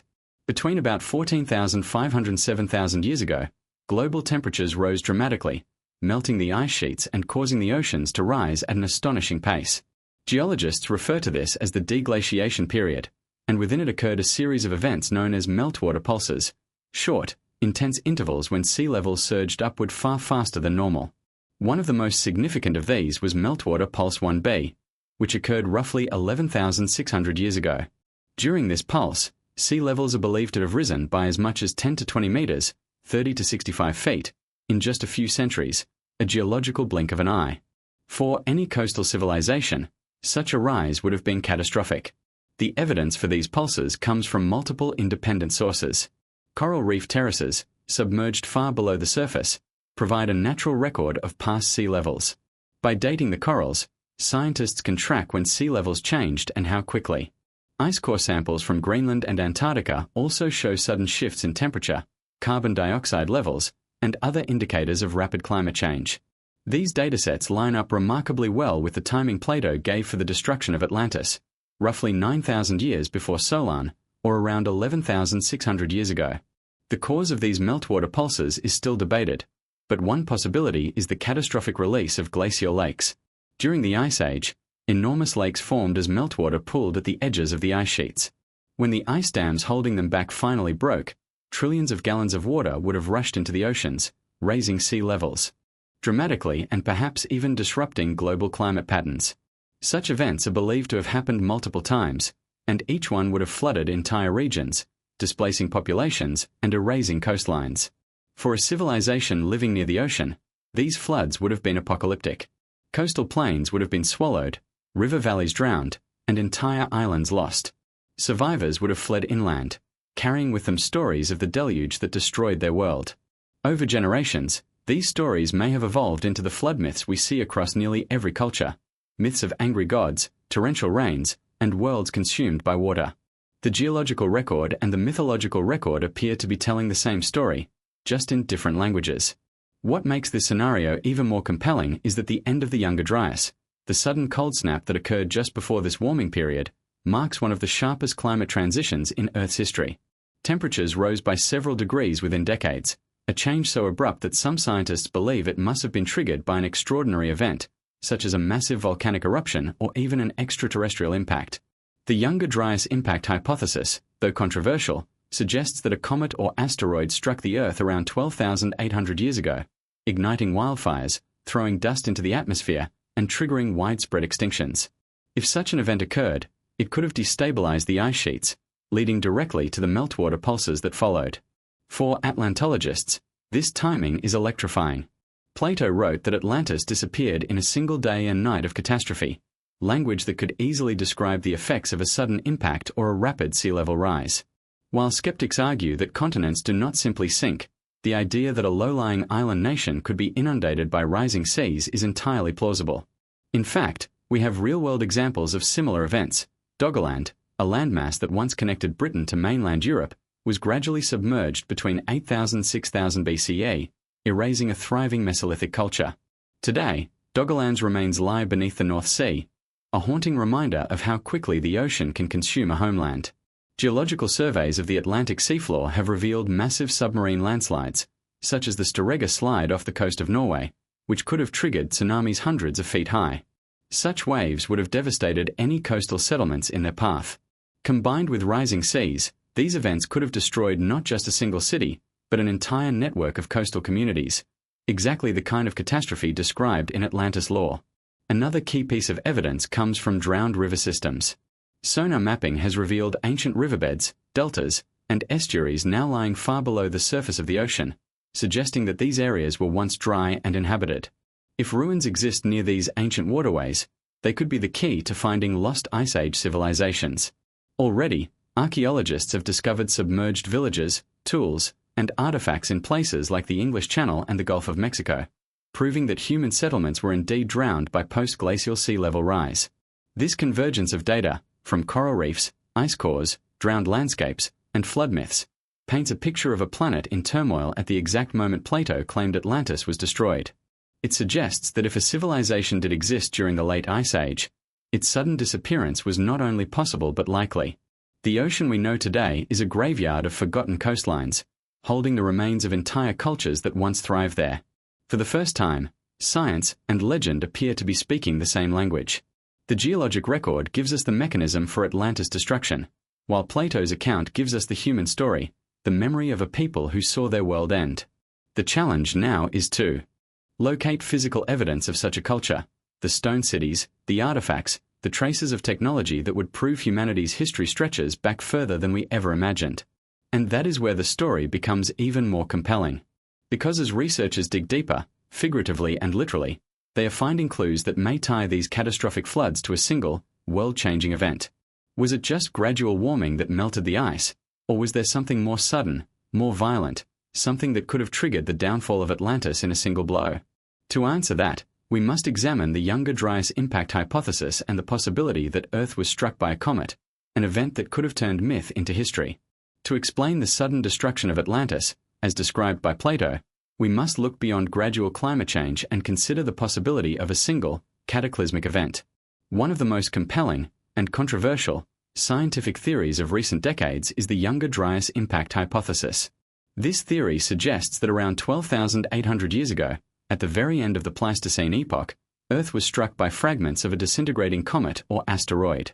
The result was a global disaster, fires, floods, and a sudden plunge back into near-glacial conditions, followed by dramatic warming that ended the Ice Age. If true, this event could explain not only the mass extinctions of the period, but also the destruction of an advanced civilization like Atlantis. The Younger Dryas period is one of the great puzzles of paleoclimatology. Around 14,500 years ago, Earth was warming steadily, the glacier retreating, and sea levels rising. Then, suddenly, the warming stopped. Global temperatures plummeted, and a near-glacial climate returned for about 1,200 years. This abrupt reversal is named after the alpine flower Dryas octopetala, which spread across Europe during the cold spell. Then, just as suddenly, around 11,600 years ago, the planet warmed again, this time rapidly and violently. It is this second transition, coinciding with meltwater pulse 1b, that fascinates researchers seeking the truth behind Atlantis' disappearance. The impact hypothesis argues that the Younger Dryas was triggered by a cosmic collision. Supporters point to a growing body of evidence. Layers of soil dating to the onset of the Younger Dryas contain high concentrations of microspherules, tiny spherical particles formed by intense heat, as well as nanodiamonds and elevated levels of platinum, all indicators of an extraterrestrial impact. These layers have been found across multiple continents, from North America to Europe and even parts of South America, suggesting a global event. Some researchers believe the impactor may have struck an ice sheet, vaporizing massive amounts of water and throwing debris into the atmosphere. If this event occurred, its effects would have been apocalyptic. The explosion would have ignited wildfires across continents, sending smoke and soot into the sky and plunging the planet into a cold, dark impact winter. Meltwater from the destabilized ice sheets would have flooded into the oceans, raising sea levels and inundating coastlines. Megafauna such as mammoths, mastodons, and giant ground sloths went extinct during this period, possibly as a direct result of habitat loss and sudden climate stress. Human populations also suffered a dramatic decline, with many cultures disappearing entirely from the archaeological record. For Atlantologists, the timing could not be more perfect. Plato claimed that Atlantis sank around 9,000 years before Solon, approximately 11,600 years ago, exactly when the Younger Dryas ended and sea levels surged. If a comet impact triggered rapid warming, flooding, and seismic activity, it could have destroyed an island nation in a single catastrophic blow. The description of earthquakes and floods overwhelming Atlantis in a single day and night of misfortune sounds eerily like the aftereffects of such a cosmic event. 1. Of the most intriguing candidate sites for the impact is the Hiawatha crater in Greenland, discovered in 2018 beneath a kilometer of ice. This massive, 31-kilometer wide structure appears to be relatively young, possibly less than 50,000 years old, and some scientists argue it could date precisely to the Younger Dryas boundary. If confirmed, it would be one of the most significant impact craters on Earth and a potential smoking gun linking cosmic catastrophe to climate upheaval. Other researchers propose multiple airburst events, similar to the Tunguska explosion of 1908, striking over North America and Europe simultaneously, creating a cosmic bombardment scenario. Critics of the impact hypothesis argue that the evidence is not yet conclusive. They suggest alternative explanations for the microspherules and platinum anomalies, such as volcanic eruptions or terrestrial processes. They also point out that no definitive crater has yet been proven to match the timing. However, as more sites are studied, the case for an extraterrestrial trigger continues to strengthen. The debate is fierce because its implications go far beyond the fate of Atlantis. They would fundamentally alter our understanding of Earth's recent history and the vulnerability of human civilization to cosmic events. If the Younger Dryas impact hypothesis is correct, it could also explain the extraordinary global flood myths that appear in so many cultures. The survivors of such a catastrophe would have witnessed fire in the sky, roaring waves, and a world plunged into chaos. They would have passed down these stories as warnings, encoding them into myth and ritual. Plato's account of Atlantis may be one of the most detailed of these memories, preserving not just the fact of the disaster but the name of the civilization that perished. This theory also helps explain the sudden rise of civilization after the Younger Dryas ended. Archaeological evidence shows that around 11,600 years ago, human societies around the world began building monumental structures, domesticating plants, and forming complex social systems. Sites like Göbekli Tepe in Turkey appear suddenly in the record, as if the survivors of a lost world were rebuilding from the ashes, bringing with them fragments of knowledge from their destroyed homeland. This aligns with the idea that Atlantis survivors spread across the globe, seeding new cultures. What makes this line of inquiry so compelling is that it unites science and myth in a single narrative. The geological evidence shows a world rocked by catastrophe, the archaeological record shows a sudden reboot of civilization, and the myths show humanity remembering and mourning what was lost. Together, they tell a story of resilience, that even after the skies fell and the seas rose, humanity endured, adapted, and began again. The Younger Dryas impact hypothesis may not yet be universally accepted, but it has opened the door to a new way of thinking about prehistory. It challenges the idea that civilization emerged slowly and linearly, suggesting instead that it may have risen, fallen, and risen again. For those searching for Atlantis, it offers a plausible mechanism for its destruction, one that could explain why so little remains today. But if Atlantis was real and was destroyed by a cosmic event, what did it look like? What kind of knowledge did its people possess? And what warnings, if any, did they leave behind for future generations? The next step in our journey takes us to the symbols, carvings, and myths that may preserve the memory of that great cataclysm, messages carved in stone, waiting for us to decode them. If Atlantis was real, and if its destruction was as sudden and catastrophic as Plato described, it is likely that at least some survivors escaped. And if they escaped, what did they leave behind? Across the world, scattered on temple walls, carved into stones, and embedded in myth, there are symbols and stories that seem to point back to a time of global disaster, messages that may have been, meant as warnings to the future. These symbols are like echoes from a vanished world, fragments of a memory too important to forget. One of the most compelling examples comes from Göbekli Tepe in modern-day Turkey. This astonishing site, built over 11,000 years ago, consists of massive stone pillars arranged in circles, many of them decorated with intricate carvings of animals, birds, and abstract symbols. Some researchers believe one carving in particular, known as the Vulture Stone or Pillar 43, may record a cosmic event. The stone depicts a scorpion-like figure, a vulture, and several other animals in specific positions that some astronomers argue correspond to constellations as they appeared in the sky around 10,950 BCE. If true, this would make Pillar 43 one of the oldest astronomical records in the world, possibly commemorating the very comet impact thought to have triggered the Younger Dryas. The idea that ancient people encoded messages in stone is not as far-fetched as it might sound. Many ancient structures are aligned with celestial events, solstices, equinoxes, and star risings, suggesting that their builders were keen observers of the heavens. If they had witnessed a cosmic disaster, they would have had every reason to record it, to warn their descendants of the danger that might one day return. Göbekli Tepe may have been not just a ceremonial site, but a kind of memory palace, designed to preserve knowledge through symbolism and myth. Similar warnings appear in other parts of the world. The Aboriginal peoples of Australia tell stories of a sky serpent bringing fire and destruction from above, forcing their ancestors to flee to caves. In North America, the Hopi speak of previous worlds destroyed by fire, ice, and flood, and they mark these events with petroglyphs depicting spirals and falling stars. The ancient Egyptians recorded the destruction of a primordial land called Zep Tepi, the first time, which some interpret as a memory of a lost golden age. In South America, the Nazca lines, enormous geoglyphs etched into the Peruvian desert, have puzzled researchers for decades. While many are animal figures, others are long, straight lines that seem to align with astronomical events. Could they have served as a kind of star map or a warning marker meant to be seen from above? If survivors of a cataclysm wish to communicate with future generations, or even with the gods they believe controlled the heavens, this might have been their way of doing so. Symbols of serpents, comets, and floods recur so frequently across cultures that they form a kind of global language. In Mesopotamia, the god Enki warns of an impending flood. In Mesoamerica, Quetzalcoatl is associated with cycles of destruction and renewal. The presence of similar themes in so many disconnected regions suggests a shared memory, one passed along for thousands of years after the event that inspired it. If these are indeed warnings, then they were successful. We are still talking about them today, still trying to decode their meaning.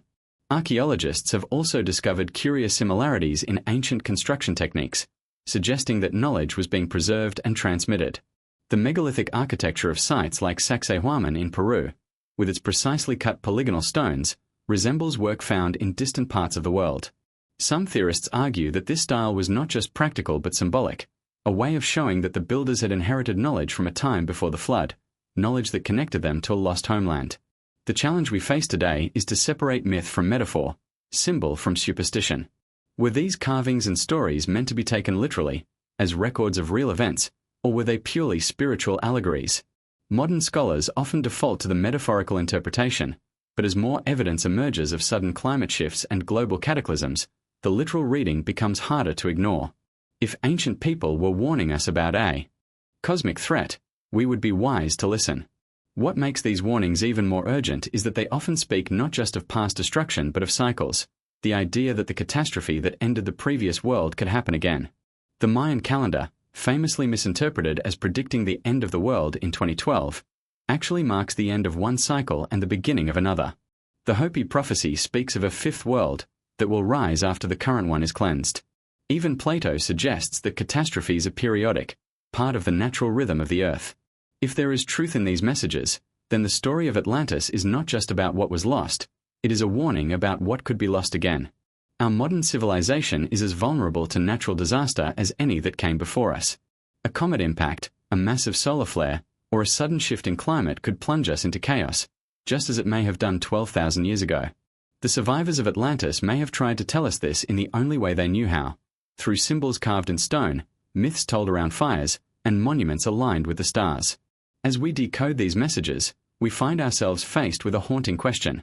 Are we prepared to heed the warnings of the past? Or will we, like the Atlanteans, ignore the signs until it is too late?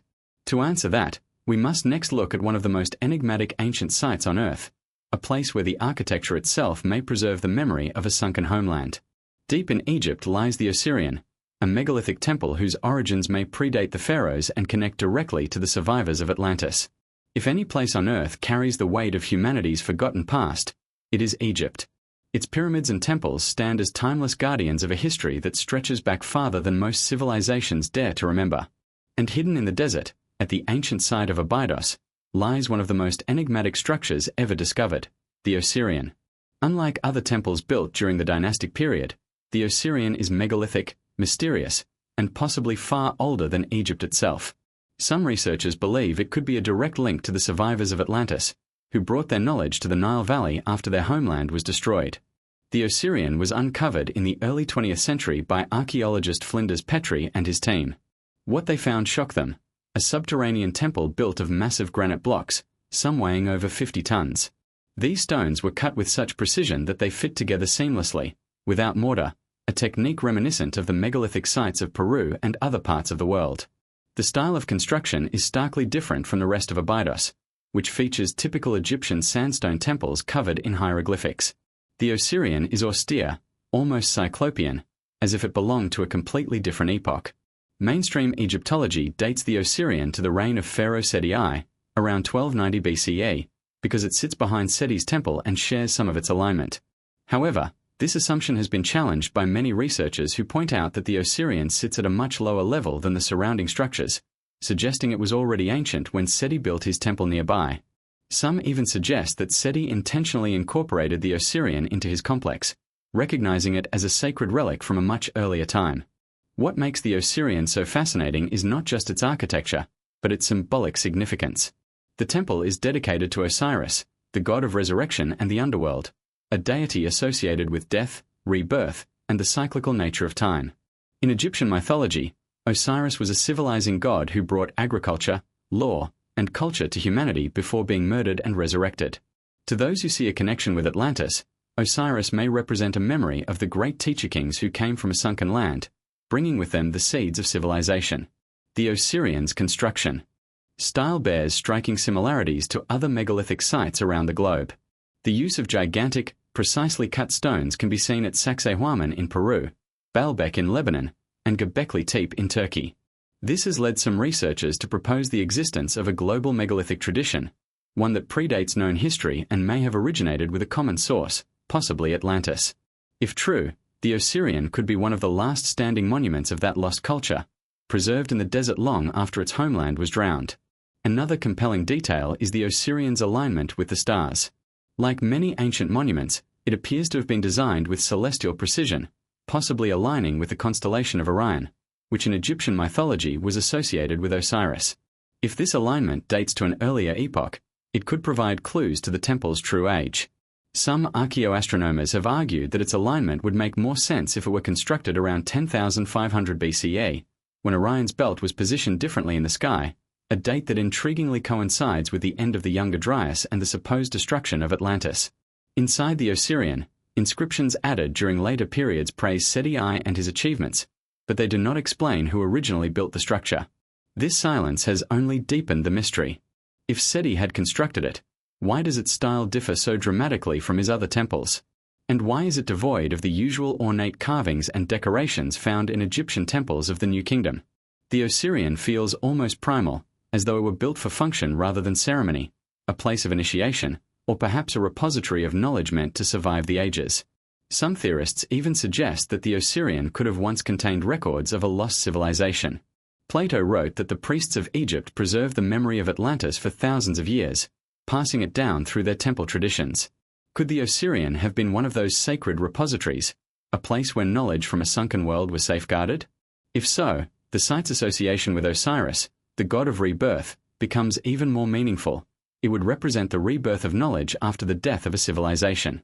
Of course, mainstream scholars caution against jumping to conclusions. They argue that the Osirian, while impressive, fits within the continuum of Egyptian architecture and does not require a connection to a hypothetical lost civilization. They attribute its massive blocks to the Egyptians' well-documented engineering prowess and its depth to practical considerations such as access to groundwater. But even among cautious academics, there is an acknowledgement that Egypt's history may be deeper than we currently know. The sudden emergence of Egyptian civilization around 3000 BCE, seemingly fully formed with writing, monumental architecture, and complex religion, remains one of archaeology's great mysteries. For those seeking Atlantis, the Osirian stands as a tantalizing clue, a piece of evidence that hints at an earlier epoch when humanity's knowledge was already advanced.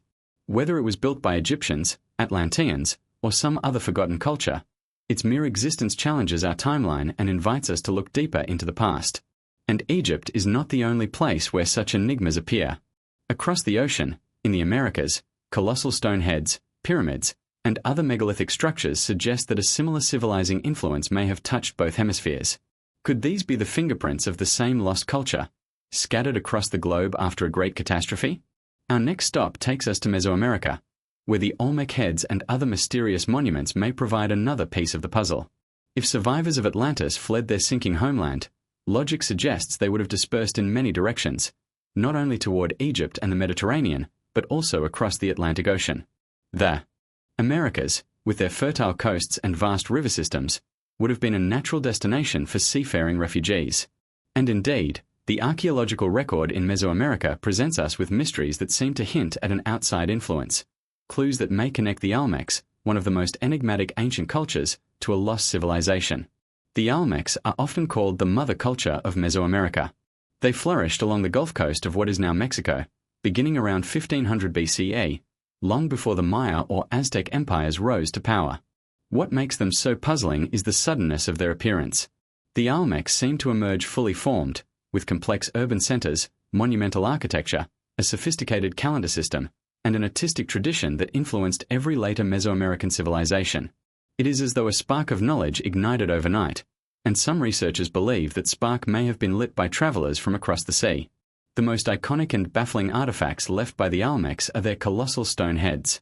17 of these massive sculptures have been discovered to date, each carved from single basalt boulders weighing up to 40 tons.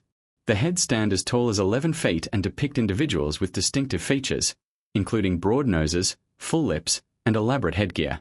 The sheer scale of these monuments would have required a level of organization, engineering, and social hierarchy remarkable for a culture supposedly in its formative stage. What truly ignites debate, however, is the appearance of the faces themselves.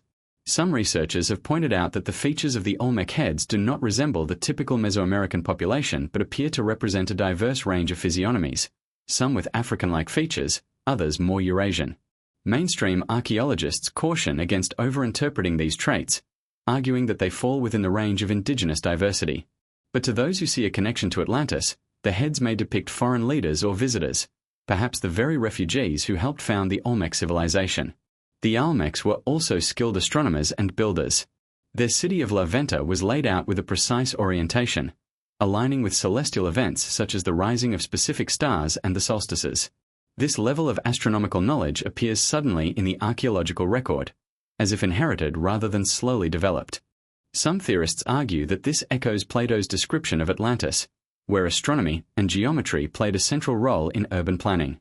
In addition to the heads, the Olmecs left behind intriguing artifacts that suggest long-distance connections. Jade masks, carved figurines, and even possible depictions of bearded men have been cited as evidence of contact with distant peoples. There are also similarities between Olmec symbolism and that of ancient Egypt and Mesopotamia, including motifs resembling the all-seeing eye and step pyramids. Could these parallels be mere coincidence, or are they signs of a shared cultural inheritance tracing back to a lost progenitor civilization? Critics of the Atlantean hypothesis point out that the Olmecs could have developed their culture independently.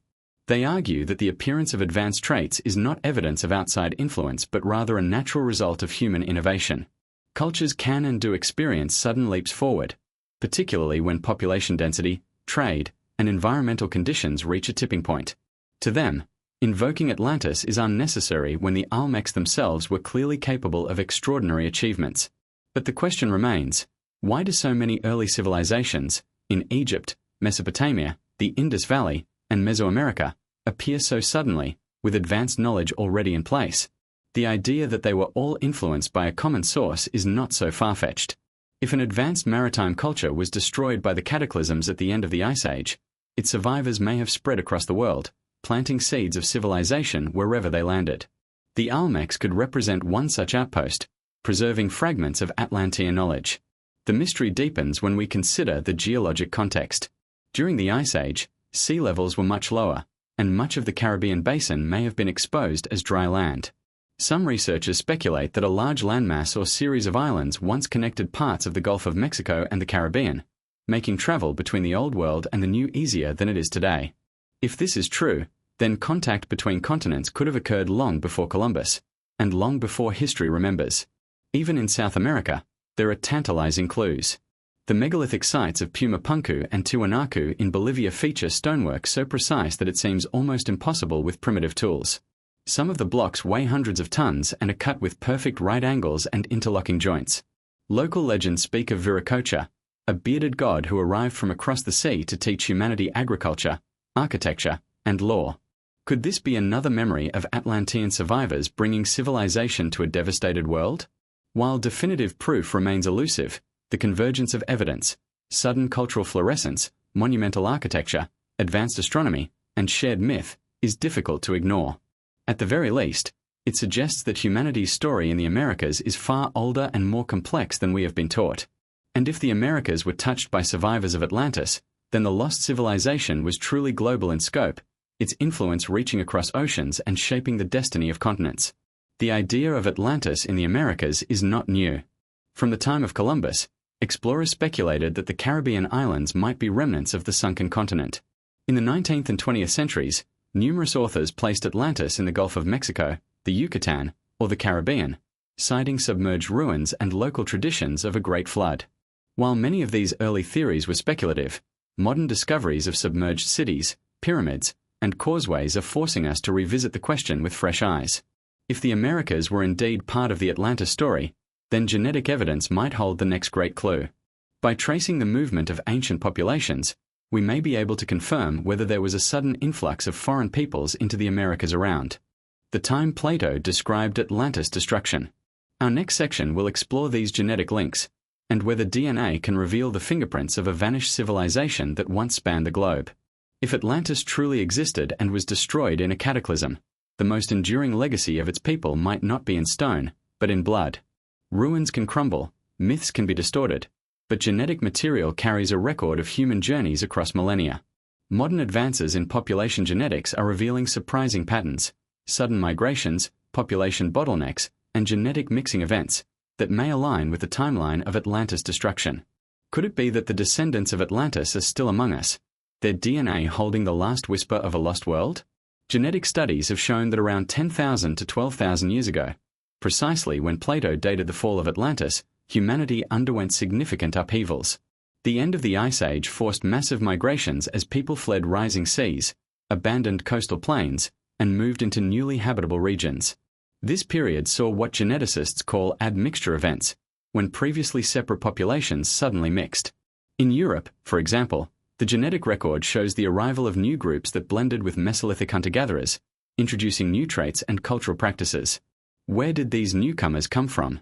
Were they simply inland populations moving outward, or refugees from a drowned coastal civilization? One of the most striking findings comes from studies of the Basques of Spain and France. The Basques have long been considered a genetic and linguistic isolate in Europe, with DNA markers that suggest deep antiquity. Some researchers propose that they are the descendants of a pre-Indo-European population that survived the Ice Age in refuges along the Atlantic coast. If so, they may carry echoes of the same Atlantic seafaring culture that Plato described, a people who were trading and sailing long before recorded history. Similarly, in the Americas, genetic evidence shows multiple waves of migration, some of them earlier and more complex than previously believed.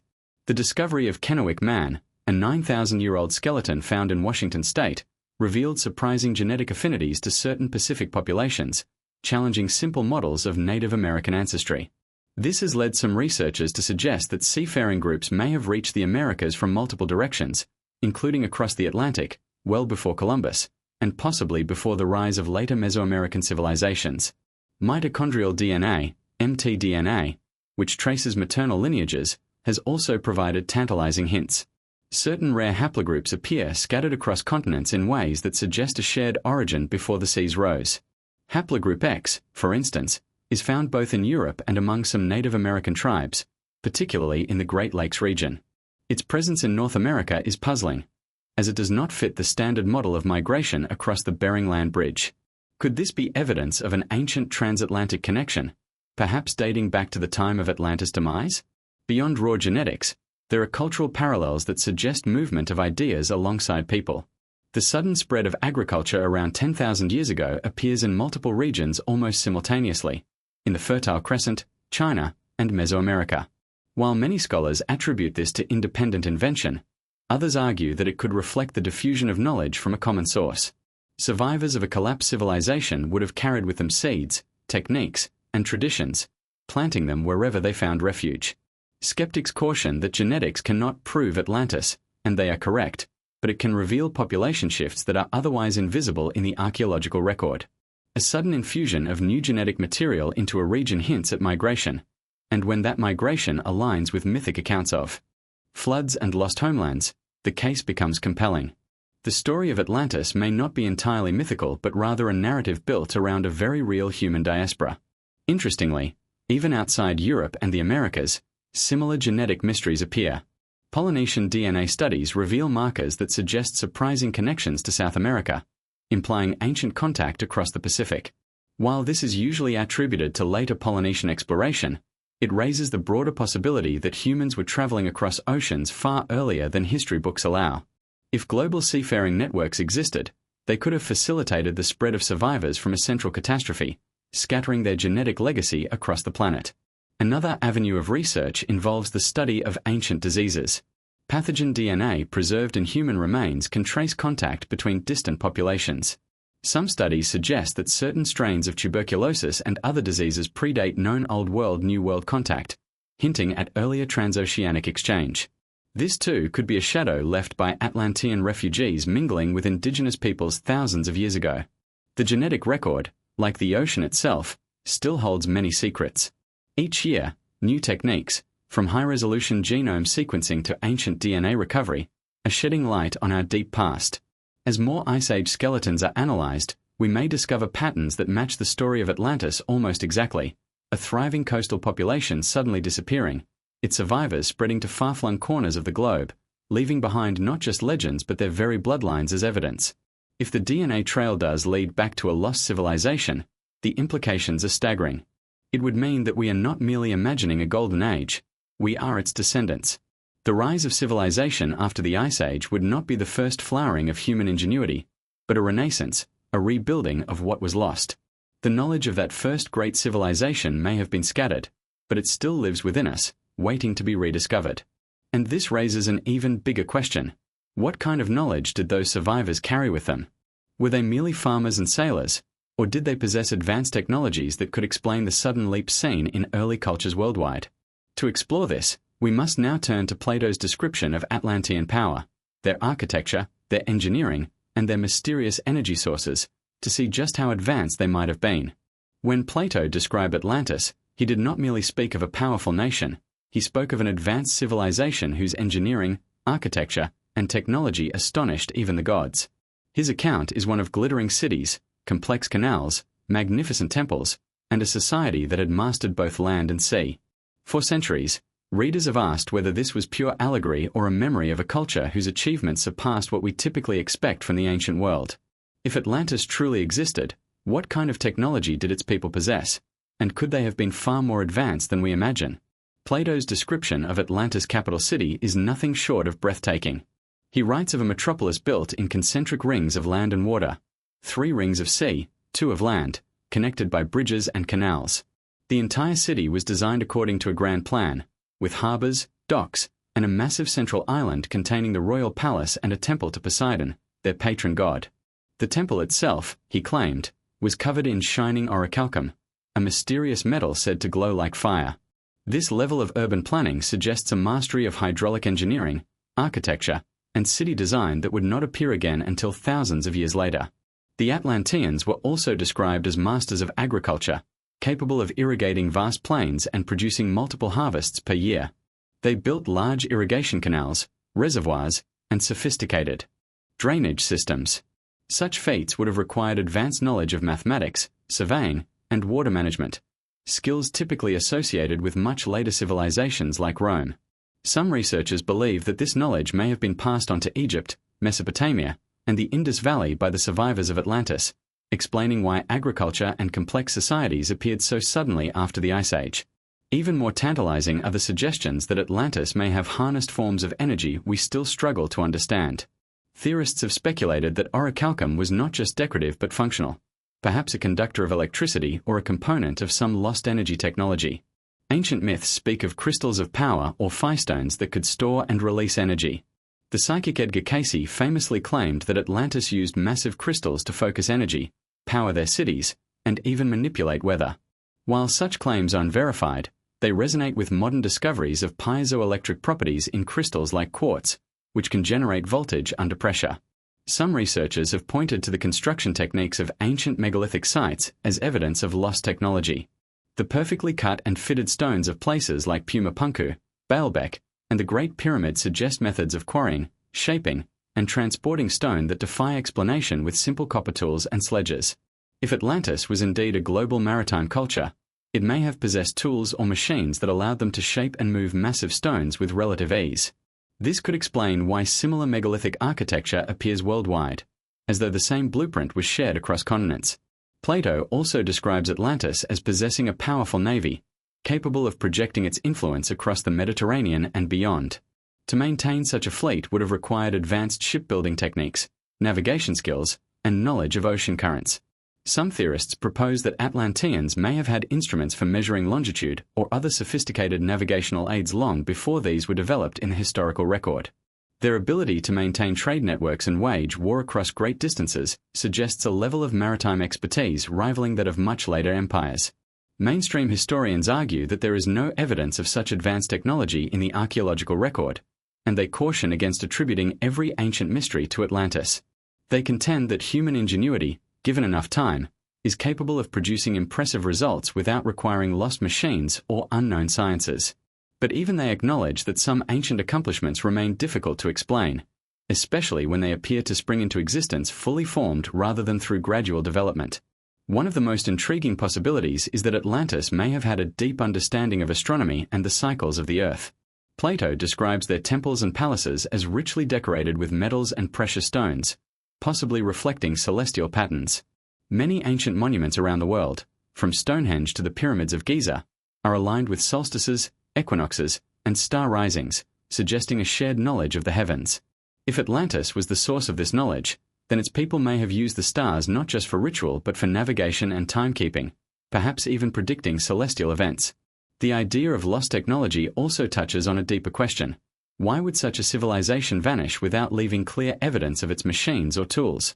One explanation is that much of Atlantis' infrastructure would have been made of perishable materials, wood, copper, or other metals that corrode quickly in salt water.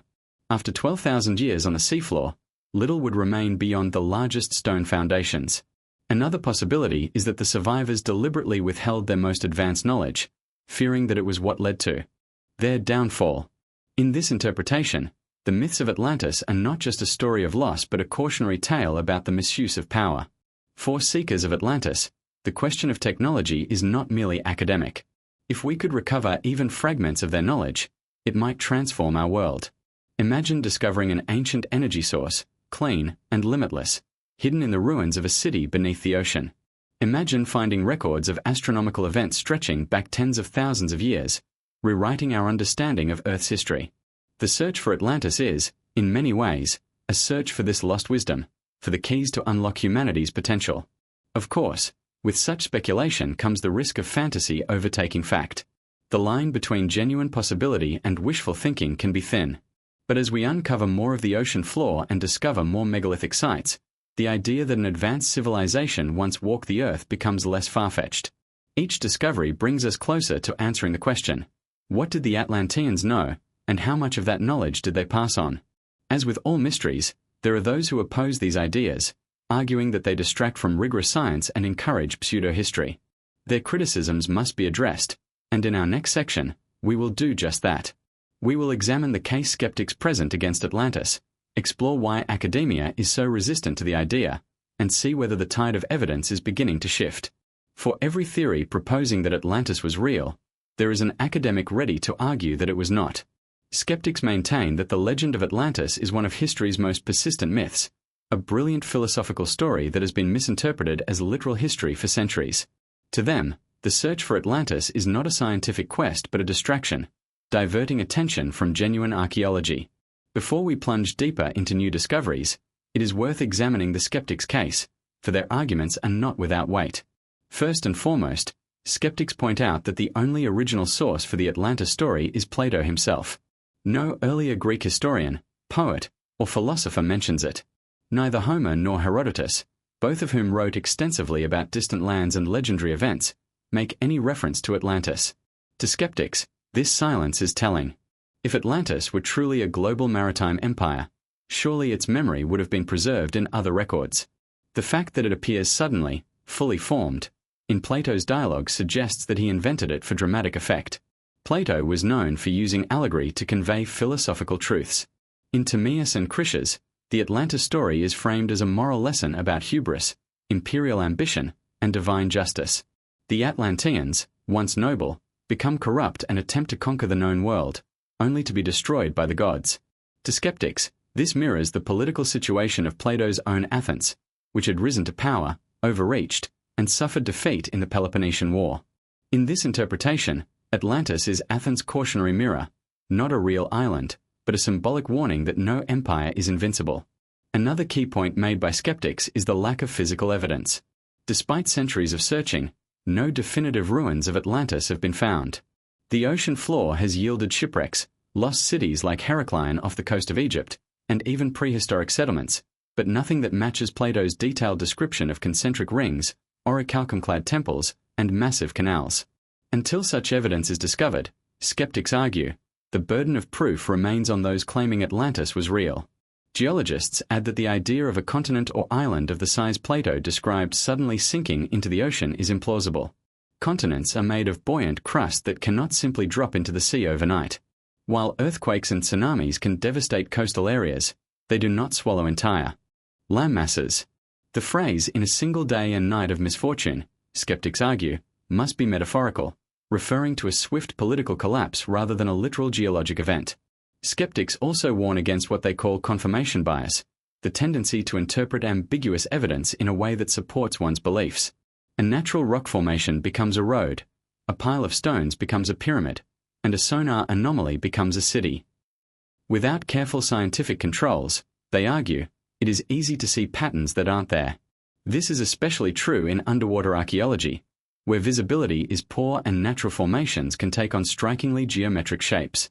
Mainstream historians are further concerned about the way Atlantis has been used by fringe theorists and pseudo-archaeologists to promote speculative or even harmful ideas.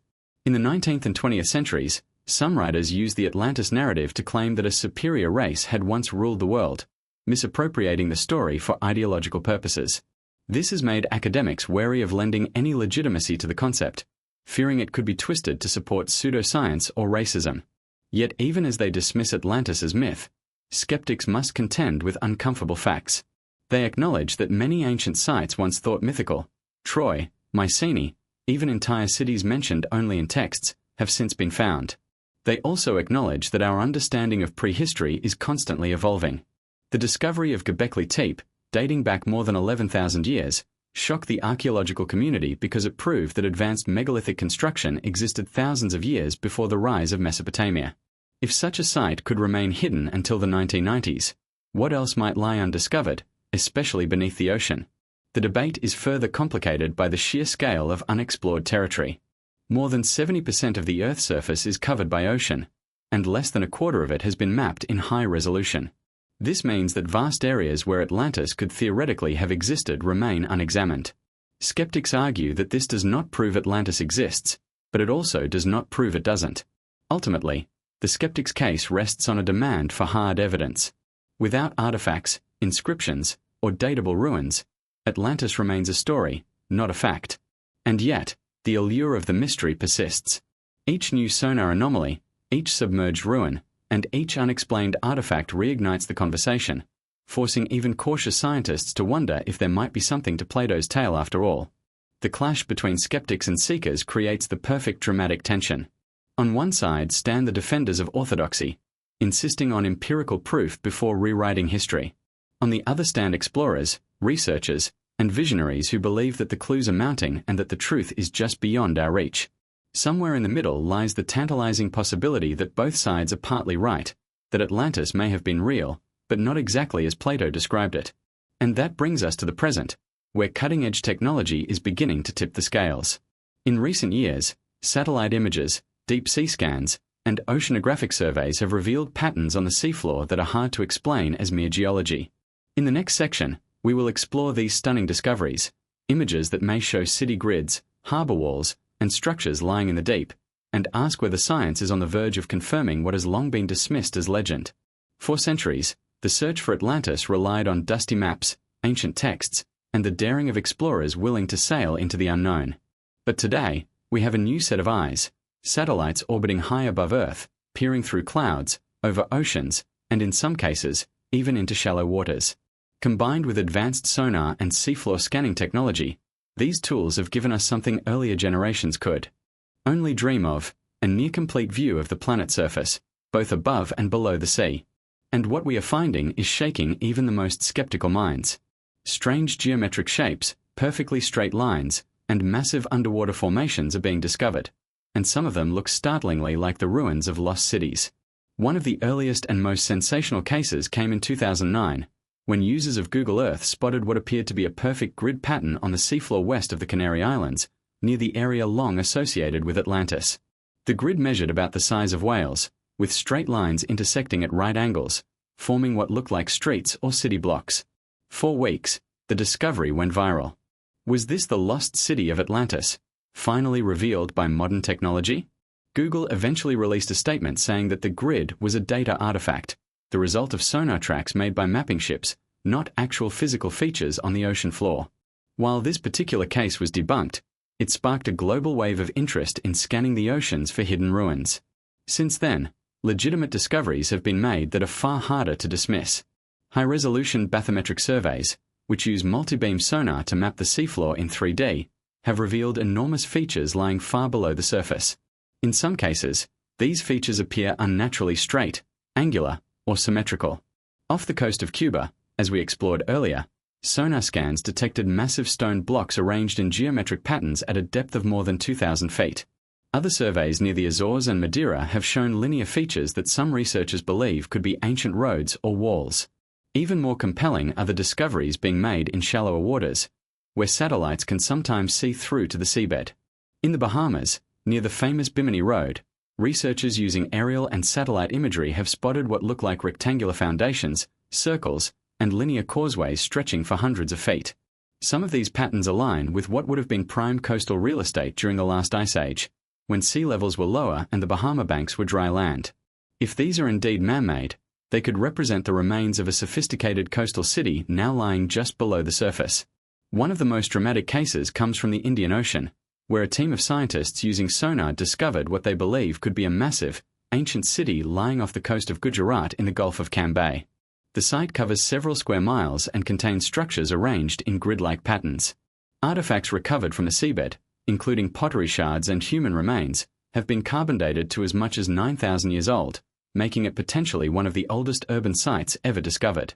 While not directly related to Atlantis, it proves that large, organized settlements were being built near coastlines far earlier than previously thought, exactly the kind of civilization that could have been wiped out by rising seas.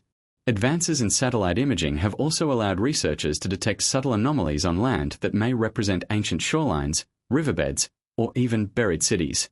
Using LiDAR, light detection and ranging, scientists can strip away vegetation and see the ground as it would appear from above, revealing hidden ruins. In Central America, LiDAR has uncovered vast Mayan cities hidden beneath the jungle canopy, proving that entire civilizations can remain invisible until technology reveals them.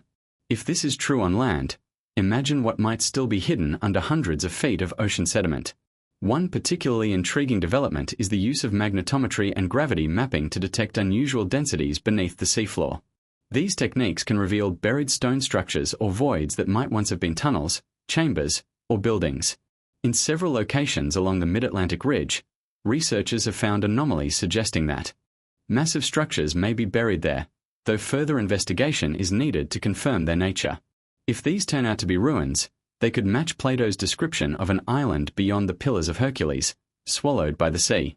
Skeptics argue that many of these discoveries are misinterpretations of natural geology. They point out that volcanic processes, tectonic activity, and erosion can produce straight lines and rectangular shapes that mimic man-made structures. While this is true, the growing number of such anomalies being discovered worldwide is difficult to ignore. When a feature has right angles, consistent measurements, and a repeating pattern, it becomes increasingly hard to explain away as a quirk of nature. Perhaps most exciting is that technology is improving year by year. New generations of satellites, with better resolution and penetrating capabilities, are coming online. Autonomous underwater vehicles, AUVs, can now map large areas of the ocean floor autonomously, returning with terabytes of high-resolution data. Machine learning algorithms are being trained to scan these images and flag potential archaeological sites, allowing researchers to focus their efforts more efficiently. We are on the brink of a golden age of discovery beneath the waves. What all this means is that the question of Atlantis may not remain a mystery forever. For the first time in history, We have the ability to search systematically and scientifically for lost cities under the ocean. And if even one of these anomalies turns out to be a genuine ruin from 10,000 or 12,000 years ago, it would rewrite everything we know about human history. Plato's account would no longer be just a story. It would be a record of a real place, a real people, and a real catastrophe. Each new scan, each new image, brings us closer to the moment of truth. Are we looking at the footprints of Atlantis? Are we seeing the last echoes of a civilization that once ruled the waves? The next step is to hear from the people on the front lines, the explorers, scientists, and divers who have seen these anomalies with their own eyes. Their testimony will take us from the realm of satellite pixels and sonar maps into the raw, human experience of discovering the impossible. Behind every sonar image, every satellite scan, and every headline about a new underwater discovery is a team of explorers who risked everything to bring those clues to light. These are the men and women who dive into darkness, pilot robotic submarines into crushing depths, and return with stories that blur the line between science and legend. To truly feel the weight of the Atlantis mystery, we must hear from those who have looked into the abyss and seen something that defies explanation. Take Dr. Pauline Zalitsky, the ocean engineer who first surveyed the mysterious structures off the coast of Cuba. When I saw the sonar data for the first time, she recalls, my breath caught in my throat. The shapes were too regular, too organized. I thought, this is not nature. This is the work of intelligent hands. Her words carry the excitement of someone who has glimpsed a secret kept hidden for millennia.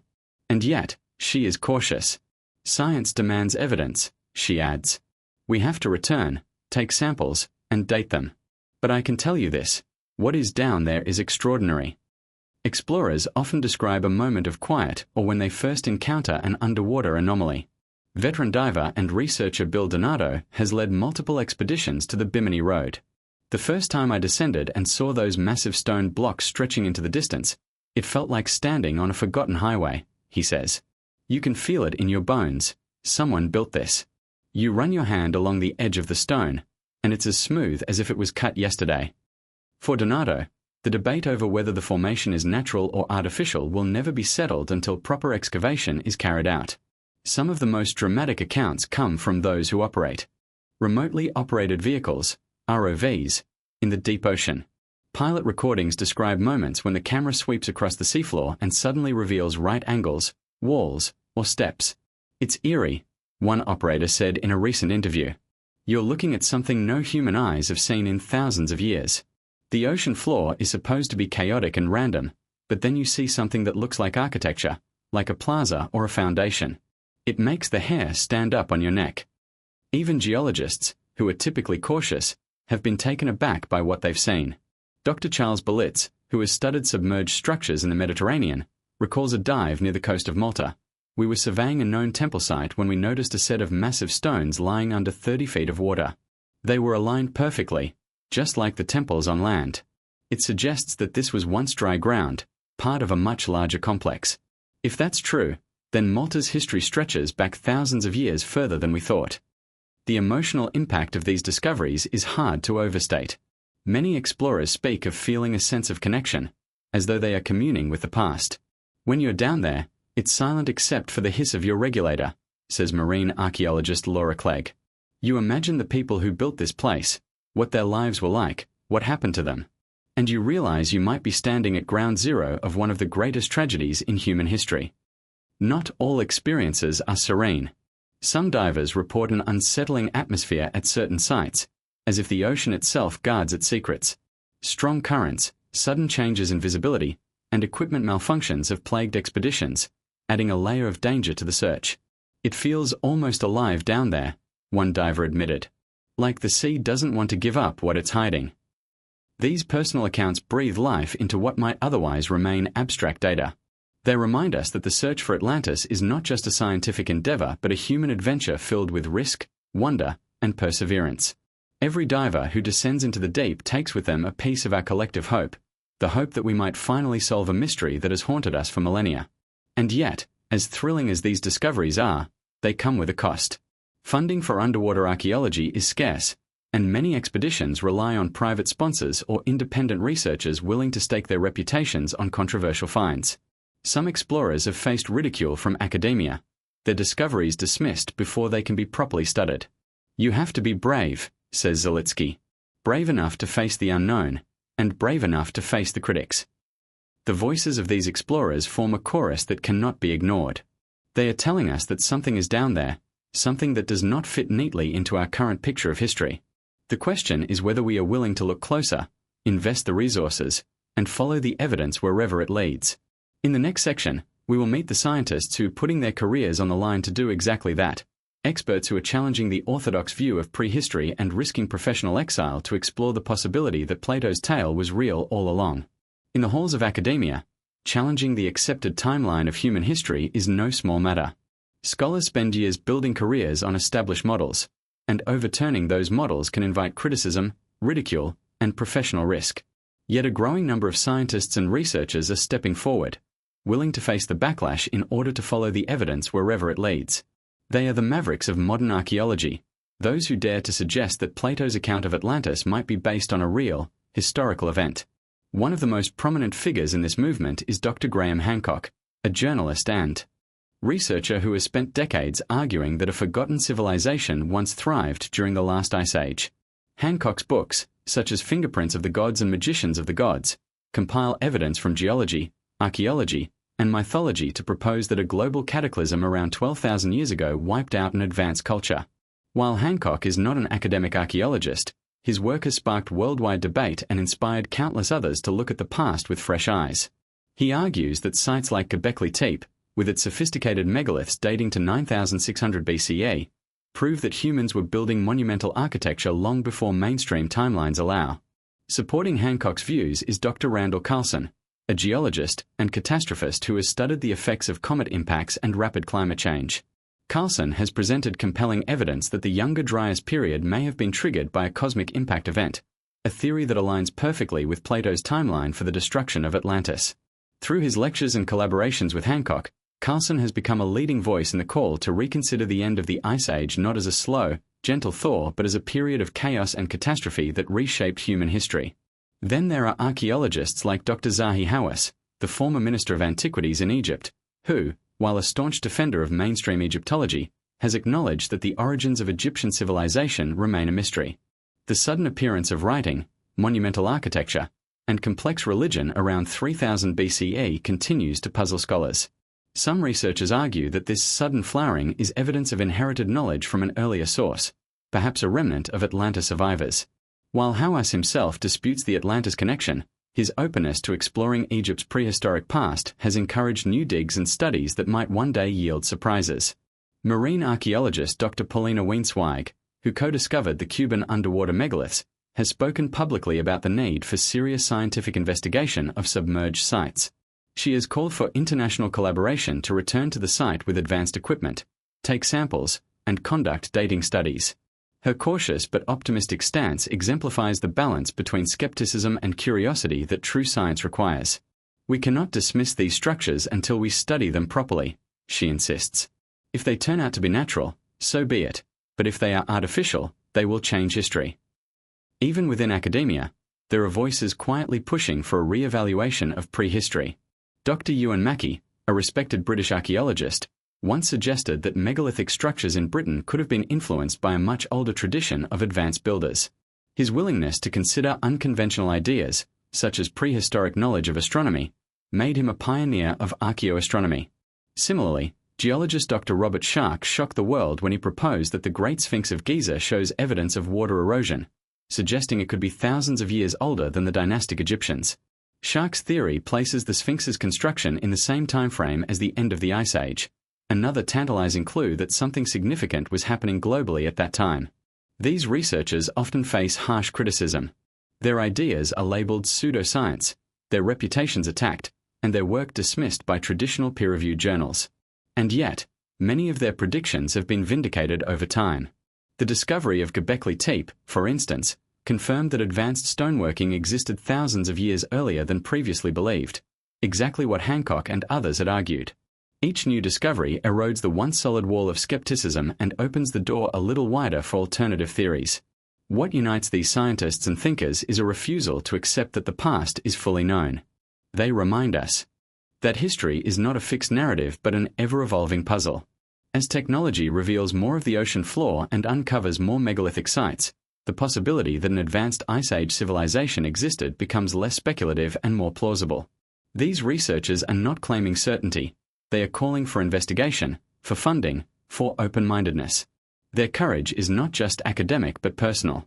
To challenge orthodoxy is to risk career and credibility. Yet they persist, driven by the conviction that the greatest story ever told may still be waiting to be discovered beneath the waves. They know that if Atlantis is found, it will not just rewrite textbooks, it will redefine what it means to be human. It will prove that we are part of a much older, richer saga than we ever imagined. And as more professionals lend their voices to this search, the stigma surrounding Atlantis research begins to fade. What was once the province of mystics and dreamers is becoming a legitimate scientific question. If a single submerged city is conclusively proven to date back 12,000 years, the academic world will have no choice but to reconsider its timelines. The next section will take us inside the laboratories and research centers where new tools, from carbon dating to DNA sequencing, are being used to put these claims to the test and bring hard science into the heart of the mystery. For centuries, the story of Atlantis has hovered between legend and history. But in the last few decades, science has begun to close that gap. The mystery is no longer confined to ancient texts and diver anecdotes. It now sits under microscopes, inside spectrometers, and in the results of high-precision dating tests. The laboratories of the modern world are becoming the new battleground for the truth about Atlantis, as researchers use advanced tools to determine just how old these underwater structures, artifacts, and anomalies really are. One of the most important techniques in this quest is radiocarbon dating. By measuring the amount of carbon-14 remaining in organic material, such as wood, charcoal, or even shells, scientists can estimate when the material was last alive. This method has revolutionized archaeology by providing absolute dates for sites and artifacts. In the case of potential Atlantean ruins, radiocarbon dating can determine whether the structures predate the accepted timeline for civilization. When researchers studying the Gulf of Cambay site off India recovered wooden artifacts and carbon dated them to around 9,500 years ago, it shocked the archaeological community. That date places the site at the dawn of the Holocene, contemporaneous with Plato's claim about Atlantis' destruction. But radiocarbon dating is not the only tool available. Thermoluminescence dating, which measures the last time a piece of pottery or stone was heated, allows scientists to determine when humans may have fired ceramics or used hearths. This technique has been applied to artifacts from submerged sites, revealing surprisingly ancient occupation dates. Optically stimulated luminescence, OSL, can even date the last time sediment was exposed to sunlight, helping to reconstruct when coastal areas were flooded and buried. Together, these techniques allow researchers to build a detailed timeline of when these now-drowned landscapes were inhabited. Petrographic analysis is another critical method. By examining the mineral composition and microstructure of stone blocks, scientists can determine whether they were shaped by human hands or by natural geological processes. This is particularly important in places like Bimini, Yonaguni, and Cuba, where skeptics argue that the structures are natural. Under microscopic examination, tool marks, chisel lines, and evidence of quarrying can sometimes be detected, proof that the stones were deliberately cut and placed. If such marks are ever confirmed on large-scale underwater sites, it would provide irrefutable evidence of construction by an intelligent culture. Chemical analysis can also reveal fascinating details. Traces of metals, pigments, or binding agents on stones can indicate advanced construction techniques. For example, some researchers believe that certain ancient cultures used a form of geopolymer concrete to create megalithic blocks, casting them in place rather than carving them from quarries. If similar technology were found at a site suspected to be Atlantis, it would suggest a level of material science that predates anything known from the Bronze Age. Isotope analysis provides another layer of insight. By measuring the ratios of oxygen and hydrogen isotopes in sediments or coral growths, scientists can reconstruct past climate conditions, determining when sea levels rose or when massive flooding events occurred. These reconstructions often line up eerily well with the timeline Plato provided. For instance, studies of meltwater pulses show that around 11,600 years ago, exactly when Plato dated Atlantis' demise, there was a dramatic and rapid rise in global sea levels. This correlation is hard to ignore. DNA analysis is also coming into play. Genetic material extracted from ancient remains can reveal population movements, showing where refugees might have gone after a catastrophe. If skeletons found in coastal or island sites show admixture from distant populations, it could suggest that survivors of a sunken homeland spread out and mingled with other groups, leaving behind a genetic breadcrumb trail. As ancient DNA techniques improve, we may one day trace these migrations with extraordinary precision. All of these scientific tests must meet a high bar of rigor to convince the academic world. Samples must be carefully collected to avoid contamination. Laboratories must run controls, and results must be reproducible. This is why funding is so crucial. Without proper resources, promising discoveries remain stuck in the realm of speculation. Unfortunately, underwater archaeology is expensive, and sites that could hold the key to our past often go unstudied for years due to lack of support. Yet progress is being made. International collaborations are bringing together oceanographers, geologists, archaeologists, and geneticists to tackle these mysteries as a team. Multidisciplinary approaches are becoming the norm, with expeditions combining sonar mapping, core sampling, and immediate lab testing of recovered material. Each discovery adds a piece to the puzzle, gradually building a scientific case that Plato's account may have been based on a real event. Even skeptics are beginning to take notice as the data piles up. When sites consistently date to the late Ice Age, when structures show signs of deliberate shaping, and when genetic evidence reveals sudden migrations, the possibility of a lost civilization becomes harder to dismiss. The narrative shifts from Atlantis is a myth to something big happened 12,000 years ago, and we are only beginning to understand it. This laboratory work is not glamorous. It does not have the romance of divers exploring ruins or explorers mapping new coastlines. But it is here, in the quiet hum of machines and the glow of computer screens, that the truth will ultimately be decided.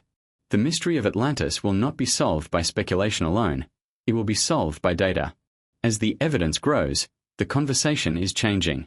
What was once considered pseudoscience is entering the realm of legitimate inquiry. The next step is to bring all of this data together, the myths, the maps, the ruins, the dates, and construct a picture of what Atlantis might have been. In the following section, we will attempt just that, to assemble a coherent theory, supported by science, that describes the rise, glory, and catastrophic fall of the fabled lost civilization. After journeying through myths, maps, ruins, genetic clues, and geological evidence, we are now in a position to weave the strands together into a single narrative, a plausible scenario for what Atlantis might have been. No longer just a poetic tale, this theory draws on hard science, archaeology, and climatology to construct a picture of a civilization that rose during the late Ice Age, thrived for millennia, and perished in a cataclysm whose memory still echoes in myths worldwide. Imagine the world 12,000 to 15,000 years ago. Sea levels were hundreds of feet lower, exposing vast continental shelves and creating large islands where today there is only open ocean. The fertile coasts of what is now the Atlantic, the Mediterranean, and the Caribbean would have been prime territory for human settlement. It is here that Atlantis may have flourished, not as a single city-state but as a network of settlements connected by maritime trade.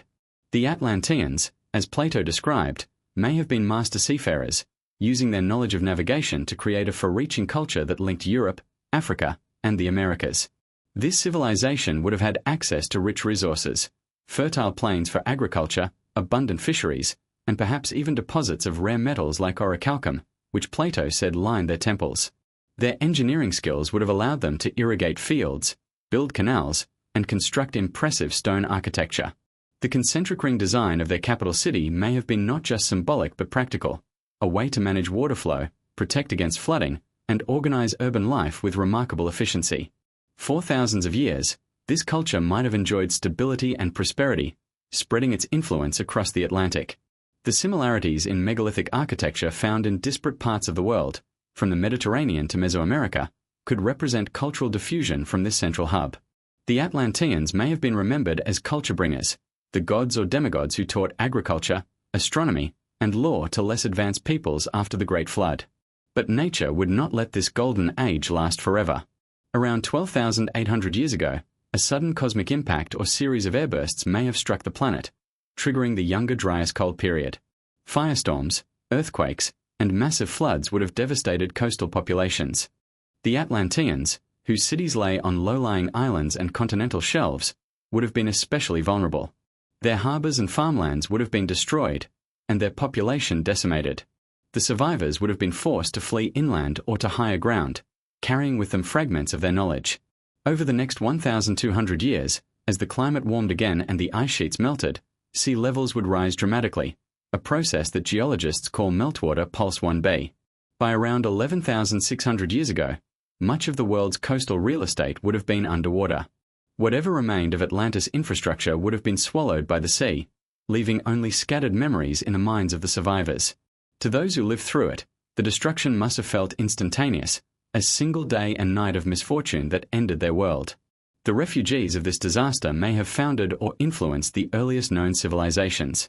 In Egypt, they could have become the followers of Horus remembered in ancient texts, bringing advanced knowledge to the Nile Valley.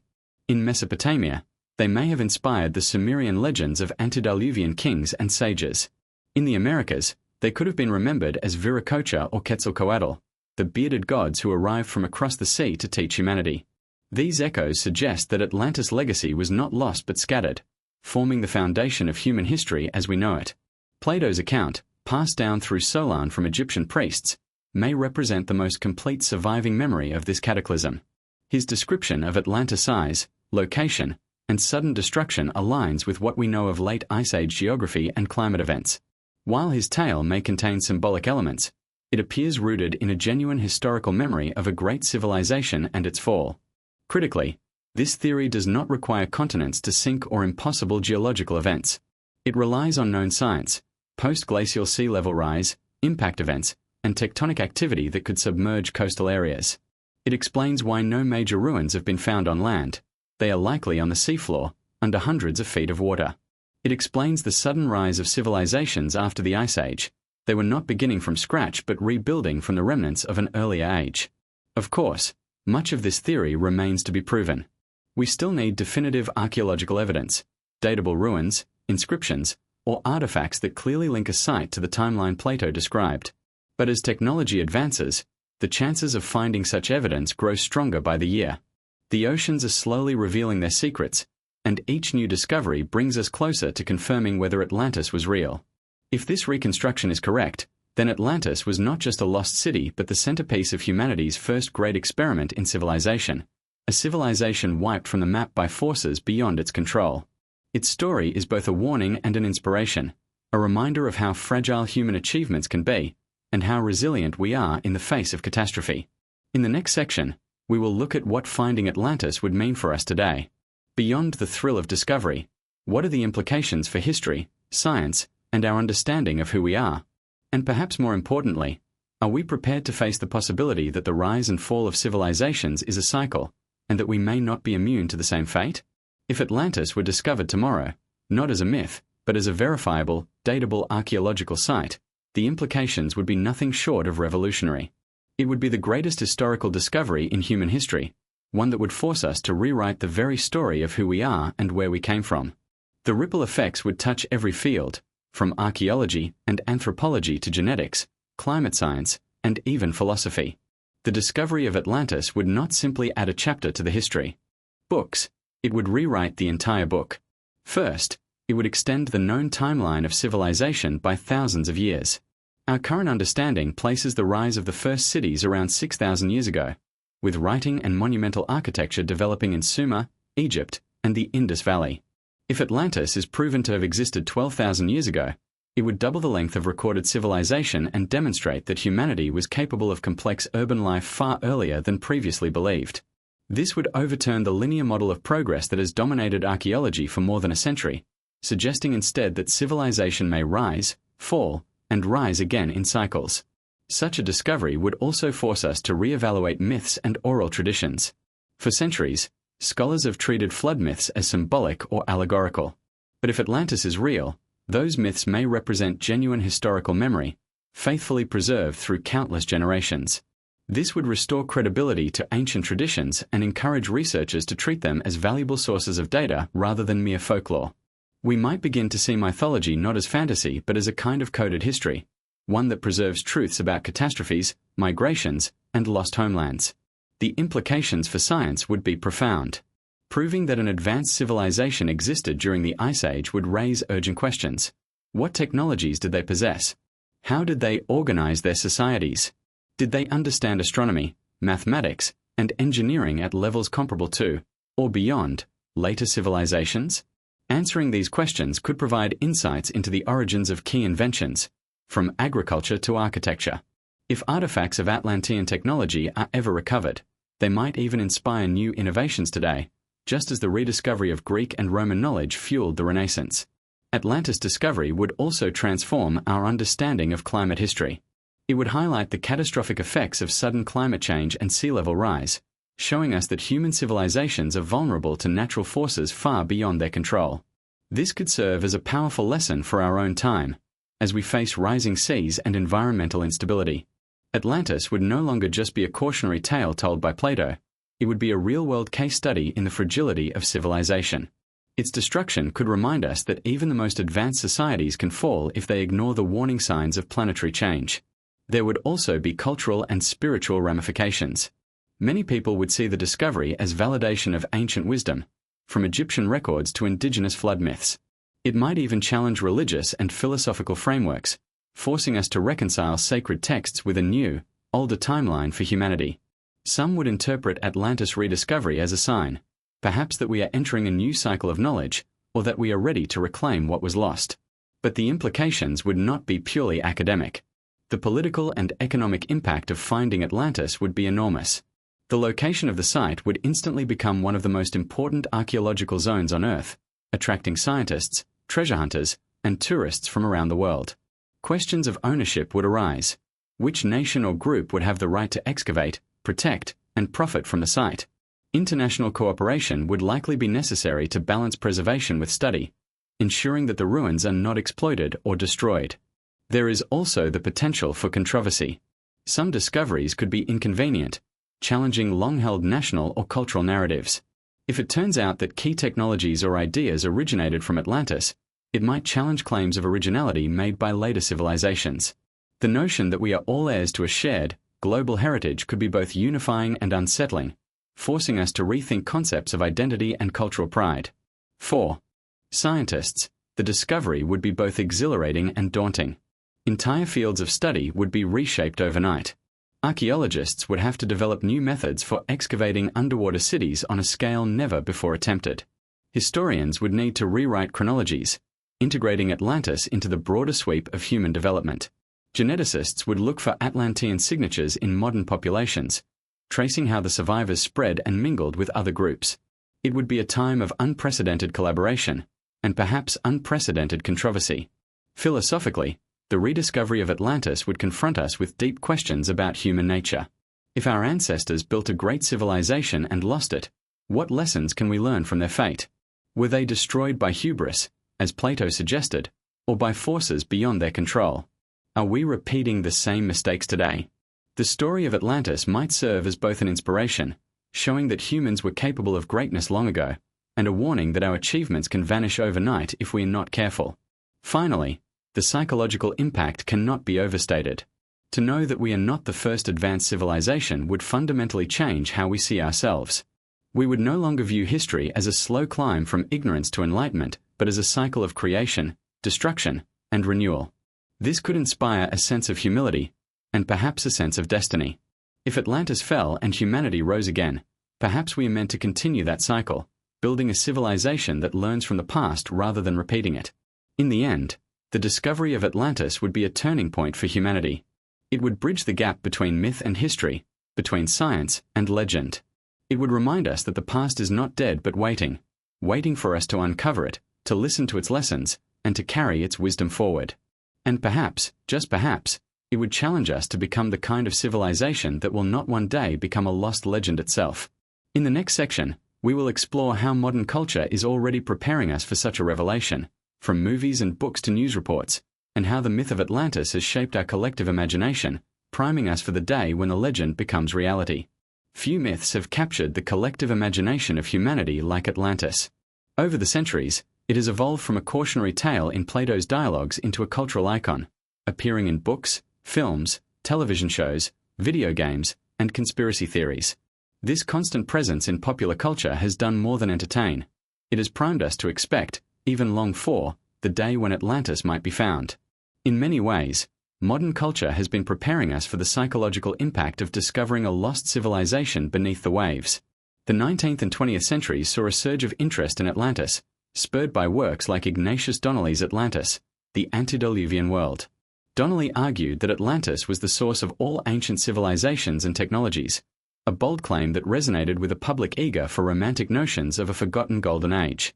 His book became a bestseller and sparked an entire genre of speculative literature, with writers imagining Atlantean airships, advanced science, and global influence. This early popularization of Atlantis laid the groundwork for its transition into mainstream fiction. Hollywood soon picked up the thread, using Atlantis as a backdrop for adventure and fantasy. Films like Disney's Atlantis, The Lost Empire reimagined the city as a technologically advanced utopia waiting to be rediscovered. In superhero lore, Atlantis became home to Aquaman, a powerful kingdom under the sea. Television series like Stargate Atlantis presented it as an intergalactic hub of ancient knowledge. Each portrayal reinforced the idea that Atlantis was not just a myth but a real place we might someday find, and that its rediscovery would come with profound implications for humanity. Video games and literature have also played a role. Titles like Tomb Raider and Assassin's Creed have featured storylines where players uncover ancient technologies and secrets of a pre-flood civilization, blurring the line between history and imagination. Science fiction authors often use Atlantis as a metaphor for hubris, depicting civilizations that achieve great technological heights only to be undone by their own excesses. These narratives echo Plato's moral lesson but also encourage us to think of ourselves as potential heirs to that legacy. Interestingly, the myth of Atlantis has also shaped fringe theories and alternative histories. From psychic readings by Edgar Cayce to the speculative writings of theosophists, Atlantis has been linked to everything from crystal power to alien intervention. While mainstream scholars dismiss many of these claims, they have kept Atlantis in the public conversation, ensuring that each new discovery of a submerged ruin or anomaly is met with renewed excitement. This cultural saturation has an important psychological effect. Humanity is now primed to accept the idea that a great civilization could have existed and been lost. When Göbekli Tepe was discovered and dated to 9600 BCE, the public reaction was not disbelief but fascination, as though people were ready to be told that history is older and stranger than they thought. If Atlantis were confirmed tomorrow, it would be shocking, yes, but it would also feel strangely familiar. We have been telling ourselves this story for generations, waiting for the evidence to catch up. Atlantis in modern culture also serves as a mirror, reflecting our hopes and fears about the future. In some stories, Atlantis is a utopia, a place of peace, wisdom, and limitless energy. In others, it is a warning, a civilization destroyed by arrogance and greed. These dual narratives shape how we might respond to its rediscovery. Would we see it as an inspiration to build a better world or as a grim reminder of what happens when humanity overreaches? The myth also fuels our fascination with the ocean itself. The idea that entire cities could lie beneath the waves makes the sea feel alive, mysterious, and full of secrets. This has inspired generations of explorers, scientists, and adventurers to seek what lies beyond the next horizon. In this way, Atlantis is not just a story of the past but a motivator for discovery, pushing us to explore the most remote corners of our planet. Moreover, Atlantis has become a cultural shorthand for lost knowledge. When people talk about ancient mysteries, megalithic builders, or hidden technologies, Atlantis is often the name invoked. Its rediscovery would therefore be seen not just as finding a city but as uncovering a lost chapter of human wisdom, a chance to reclaim something we have forgotten about ourselves. The sheer volume of books, documentaries, podcasts, and online debates about Atlantis ensures that when real evidence is finally uncovered, the world will be ready. There will be no need to explain why it matters. People will instinctively understand that this is not just an archaeological discovery but a civilizational event. Atlantis has been living rent-free in our collective imagination for centuries, and its confirmation would feel like the culmination of a story we have all been telling ourselves. In the next section, we will explore how this fascination might shape the actual search for Atlantis, the expeditions being planned, the technology being deployed, and the global effort that could soon turn speculation into proof. The quest for Atlantis is no longer the domain of dreamers and armchair theorists. It has become a truly global effort. Around the world, scientists, explorers, and even governments are deploying cutting-edge technology to scan the ocean floor, survey ancient coastlines, and investigate anomalies that could hold the key to one of history's greatest mysteries. Never before have we had such a coordinated, multidisciplinary search for a single lost civilization. If Atlantis is out there, we are closer than ever to finding it. One of the most significant developments has been the rise of large-scale ocean mapping projects. Initiatives like Seabed 2030 aim to map the entire ocean floor in high resolution by the end of this decade. Using multi-beam sonar, autonomous underwater vehicles, AUVs, and satellite altimetry, these projects are producing detailed bathymetric charts that reveal every ridge, trench, and plateau. For Atlantis researchers, this is a goldmine, a way to pinpoint possible locations for further investigation. When a suspiciously flat plateau or a geometric anomaly is found, teams can be dispatched to explore it up close. Expeditions are also targeting specific hot zones long associated with Atlantis theories. The Azores, Madeira, and Canary Islands are frequent destinations for oceanographic research vessels, as these regions lie on the mid-Atlantic ridge, a geologically active area that could have hosted islands now submerged. Sonar surveys here have revealed features that some researchers believe could be ancient harbors or walls, though more study is needed.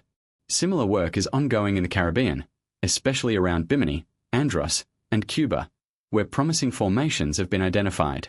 Technology is playing a starring role in these efforts.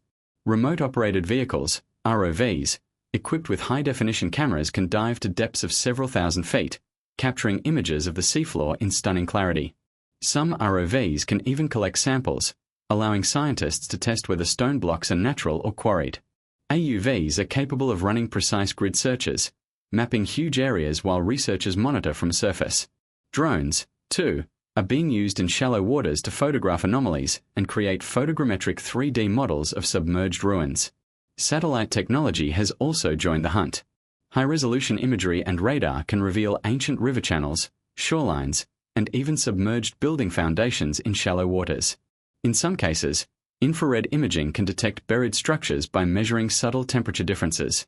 These tools allow researchers to narrow down search areas before committing expensive ship time to direct exploration. Collaboration is key. Universities, independent researchers, and even private companies are pooling their resources.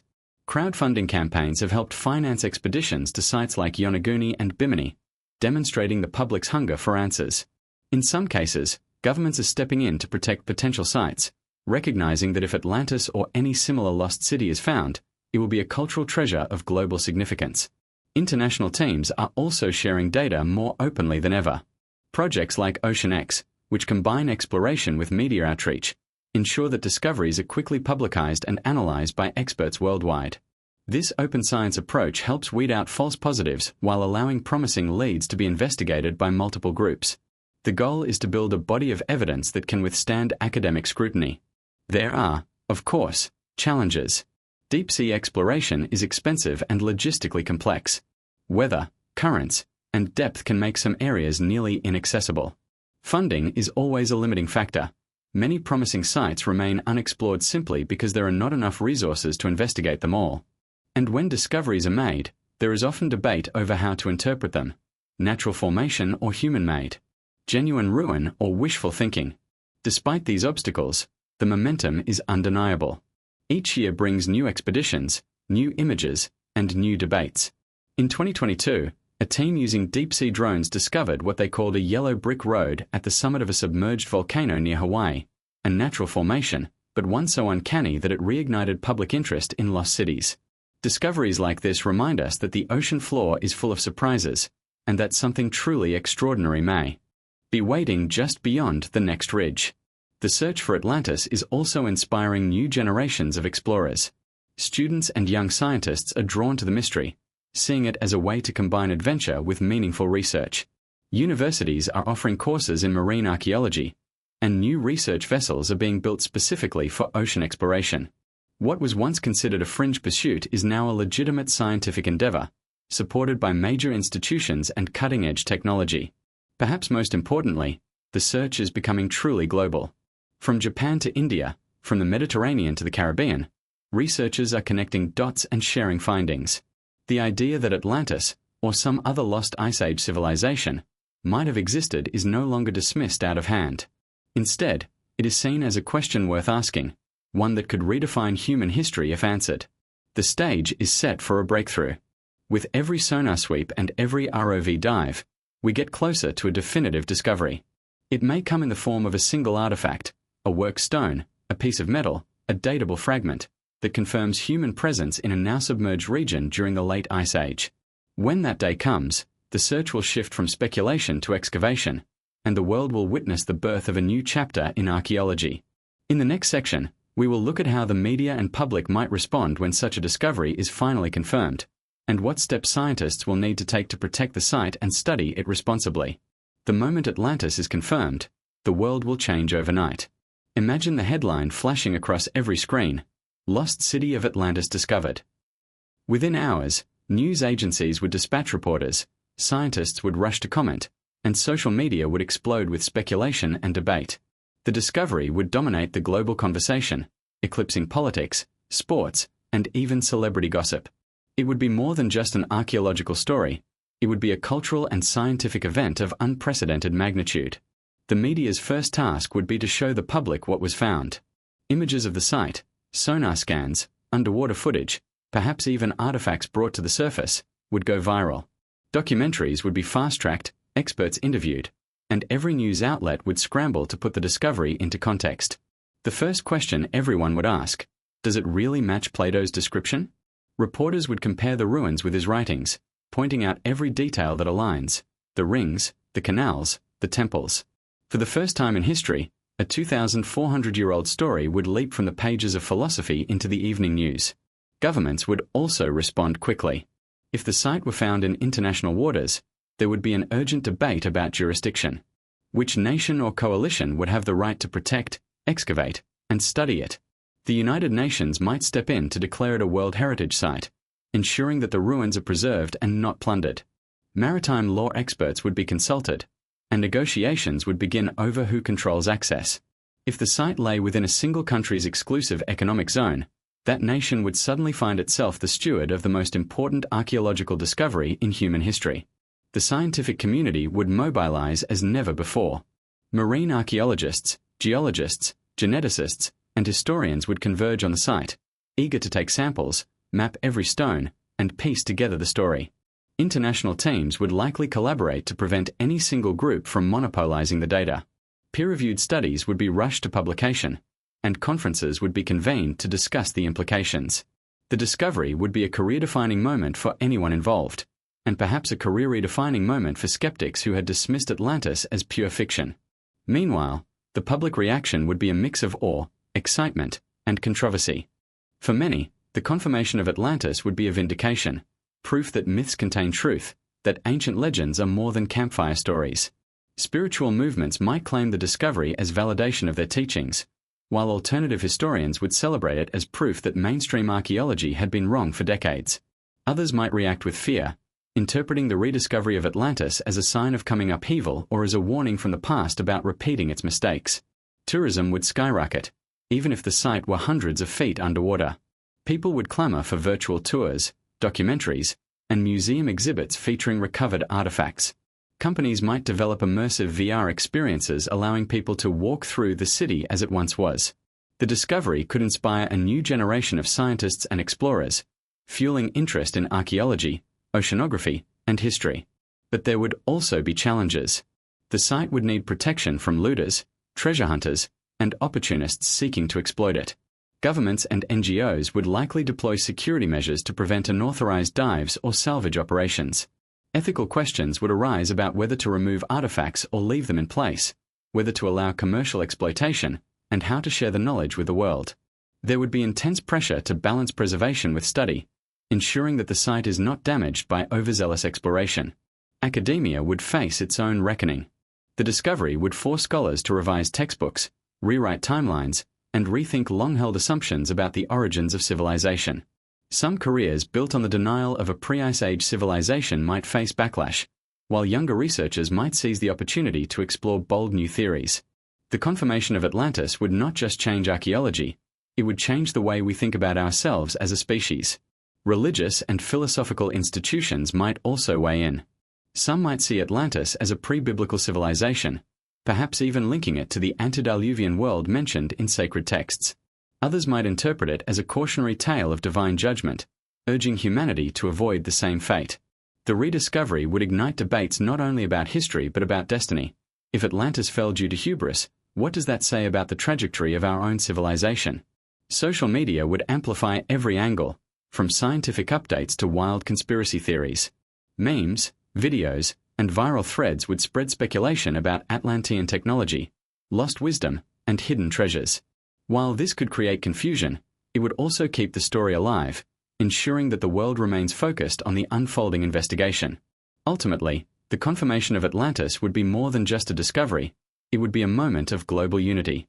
For once, the world would stop and look back together, marveling at a shared heritage that predates nations, languages, and borders. It would remind us that we are all connected, all descendants of survivors of a world that once was.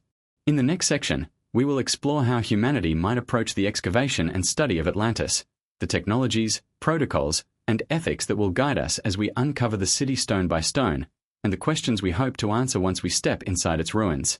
The confirmation of Atlantis would only be the beginning. Once the world knows that a lost civilization truly lies beneath the sea, the next great challenge would be figuring out how to study it responsibly. Excavating a submerged city is a task unlike any other in archaeology. It is expensive, dangerous, and fraught with ethical dilemmas.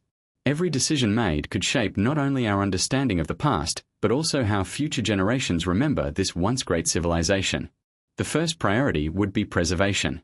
Atlantis, having lain undisturbed for over 12,000 years, would be a fragile site. Strong currents, marine life, and even the act of diving itself could disturb or damage the ruins. Archaeologists would need to stabilize structures before conducting large-scale excavations. This might involve using underwater scaffolding, protective netting, or sediment shields to prevent collapse. The goal would be to document the site in its original state as thoroughly as possible before any physical removal of artifacts takes place. High-tech mapping would be the cornerstone of this effort. Photogrammetry and 3D laser scanning would allow researchers to create a complete digital model of Atlantis, capturing every stone and artifact in situ. This virtual reconstruction would serve as both a research tool and a public resource, allowing people around the world to explore the city without disturbing it. Some experts argue that such virtual preservation should be prioritized over physically raising artifacts, ensuring that the city remains intact for future generations and for future, more advanced excavation methods. But there would be pressure to bring artifacts to the surface. Museums, universities, and private collectors would clamor for a piece of history, literally. Governments would have to create strict regulations to prevent looting and to ensure that all recovered items are catalogued, studied, and preserved. International law, such as the UNESCO Convention on the Protection of Underwater Cultural Heritage, would likely come into play, setting guidelines for what can and cannot be removed. The temptation to recover spectacular items, statues, jewelry, perhaps even inscriptions, would be great, but so would the risk of disturbing the delicate archaeological context. Funding would be another major issue. Excavating a submerged city is one of the most expensive endeavors imaginable. Specialized ships, ROVs, diving teams, and laboratories would all be required. Governments might step in to finance the effort, but private sponsorships would likely play a role too, raising questions about commercial interests. Would companies seek to profit from the find, selling exclusive footage or tourism rights? Would wealthy donors expect artifacts to be displayed in their home countries rather than where they were discovered? Tourism would present its own challenges. The desire to visit the site would be overwhelming, and the economic potential enormous. But opening Atlantis to mass tourism could destroy it. A balance would need to be struck between allowing limited, controlled access, perhaps through submersible tours or virtual reality experiences, and keeping the site protected. Lessons from fragile sites like Pompeii and Machu Picchu could guide how to manage public access without causing irreparable harm. The scientific goals of the excavation would be immense. Researchers would seek to answer key questions. How old is the city? Who built it? What caused its destruction? Was it wiped out in a single cataclysm or gradually abandoned as the seas rose? Every artifact, every soil sample, every structural measurement would bring us closer to understanding the story.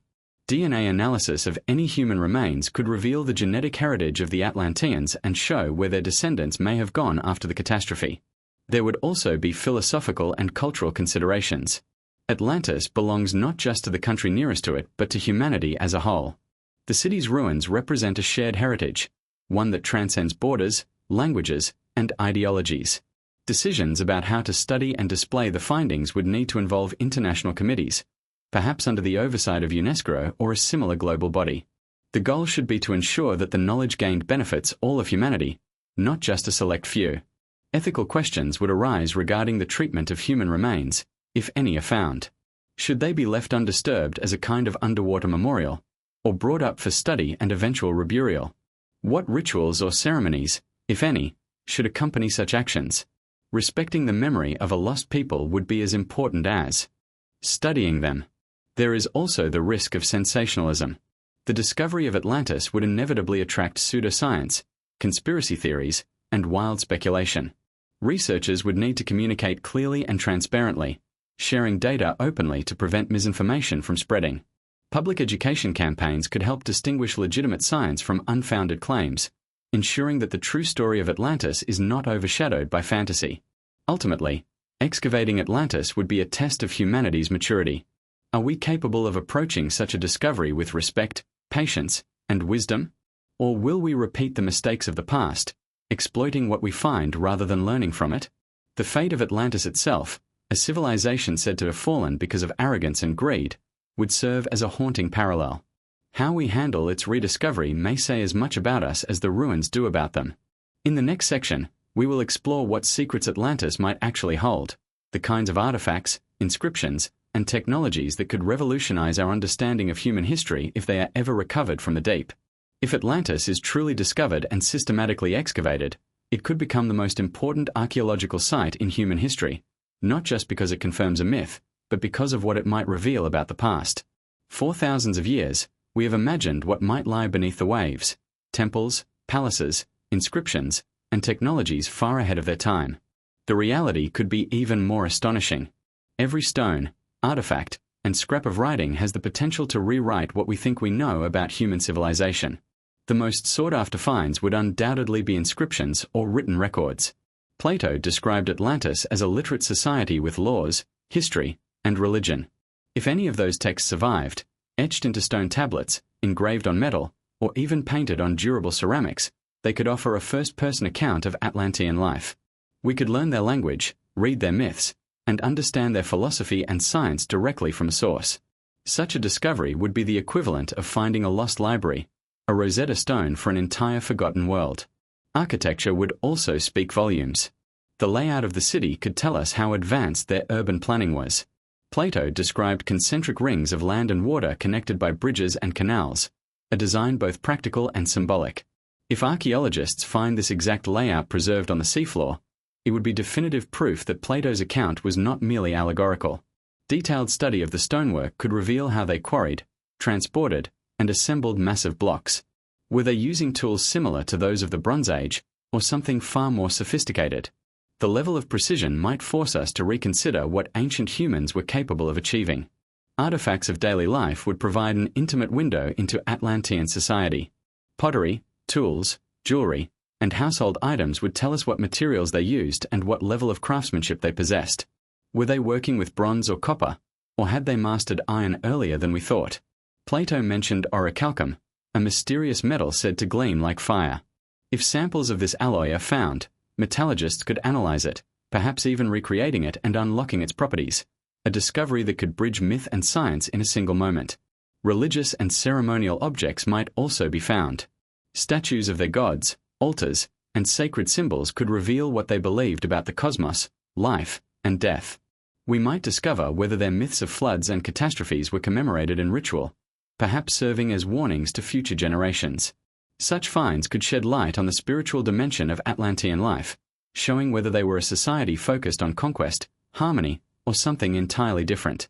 One of the most tantalizing possibilities is that we might uncover technology, devices or mechanisms that seem out of place for their time. While this idea is often dismissed as fantasy, there are historical precedents. The Antikythera mechanism, discovered in a shipwreck off Greece, turned out to be a sophisticated analog computer over 2,000 years old, capable of predicting celestial events. If a civilization existed thousands of years before that, who knows what kinds of tools or machines they might have created? Even simple mechanisms like geared calendars or advanced navigation instruments would prove that humans possessed technical knowledge long before it reappeared in the historical record. There is also the possibility of discovering evidence of their downfall, tsunami deposits, burned layers, or mass graves that tell the story of their final day. These clues could confirm whether Atlantis was destroyed by earthquakes, floods, or some combination of catastrophes. They could also answer the question of whether the Atlanteans had time to flee or were caught completely off guard. Finding personal items, jewelry clutched in skeletal hands, food still sitting in storage jars, would give a hauntingly human touch to the story. And what if Atlantis contained a central archive, a place where its people deliberately stored their knowledge to survive the coming disaster? Many ancient myths speak of halls of records, underground chambers said to contain the wisdom of the ancients. If such a place were found, it could change everything. We might learn the history of the Ice Age world, discover lost sciences, or even gain insight into cycles of catastrophe that could threaten us again in the future. Of course, we must temper our expectations. The ocean is a harsh environment, and much may have been lost to time, currents, and decay. But even fragmentary remains could tell us an incredible amount about who the Atlanteans were. Each discovery would be analyzed, catalogued, and compared with sites around the world, potentially linking Atlantis to other ancient cultures and proving that humanity's story is far more interconnected than we ever realized. What we might learn from Atlantis goes beyond history. It touches on identity. To uncover a civilization that predates all others would challenge the way we see ourselves. We would no longer be the pinnacle of human development, but the latest chapter in a much older saga. Their triumphs would inspire us, and their mistakes would warn us.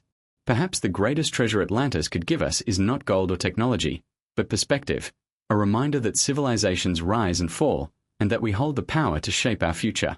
In the next section, we will explore that very idea, the lessons Atlantis might teach us about survival, resilience, and the cycles of history, and how we might avoid sharing its fate. If the ruins of Atlantis were uncovered tomorrow, the find would not only confirm a legend but also present humanity with a profound question. What does this mean for us today? The story of Atlantis is not merely one of wonder, it is also a cautionary tale. Plato's dialogues present Atlantis as a great power that grew arrogant, overextended itself, and was punished by nature or the gods. Whether we see that as literal divine retribution or a poetic metaphor, the underlying message is clear. Civilizations can fall, and they often fall when they believe themselves invincible. One of the first lessons Atlantis might teach us is the danger of hubris. Plato described the Atlanteans as a noble people who eventually became greedy, ambitious, and corrupt, seeking to dominate the known world. Their moral decline, he wrote, led to their destruction. For modern society, this resonates powerfully. We live in an age of immense technological power, global reach, and unprecedented control over nature. And yet, we also live on the edge of ecological crisis, with rising seas, melting ice caps, and changing weather patterns threatening our stability. The parallel is uncanny. Atlantis could remind us that no matter how advanced we become, we are still at the mercy of the planet's forces, and that arrogance in the face of those forces can be fatal. Another crucial lesson is about climate vulnerability. If Atlantis was truly destroyed by the sea, then it stands as the ultimate example of what happens when civilizations fail to adapt to environmental change. Sea level rise at the end of the Ice Age would have inundated coastlines worldwide. Today, we face a similar threat as climate change accelerates the melting of polar ice. Coastal cities from Miami to Mumbai may face flooding within the century.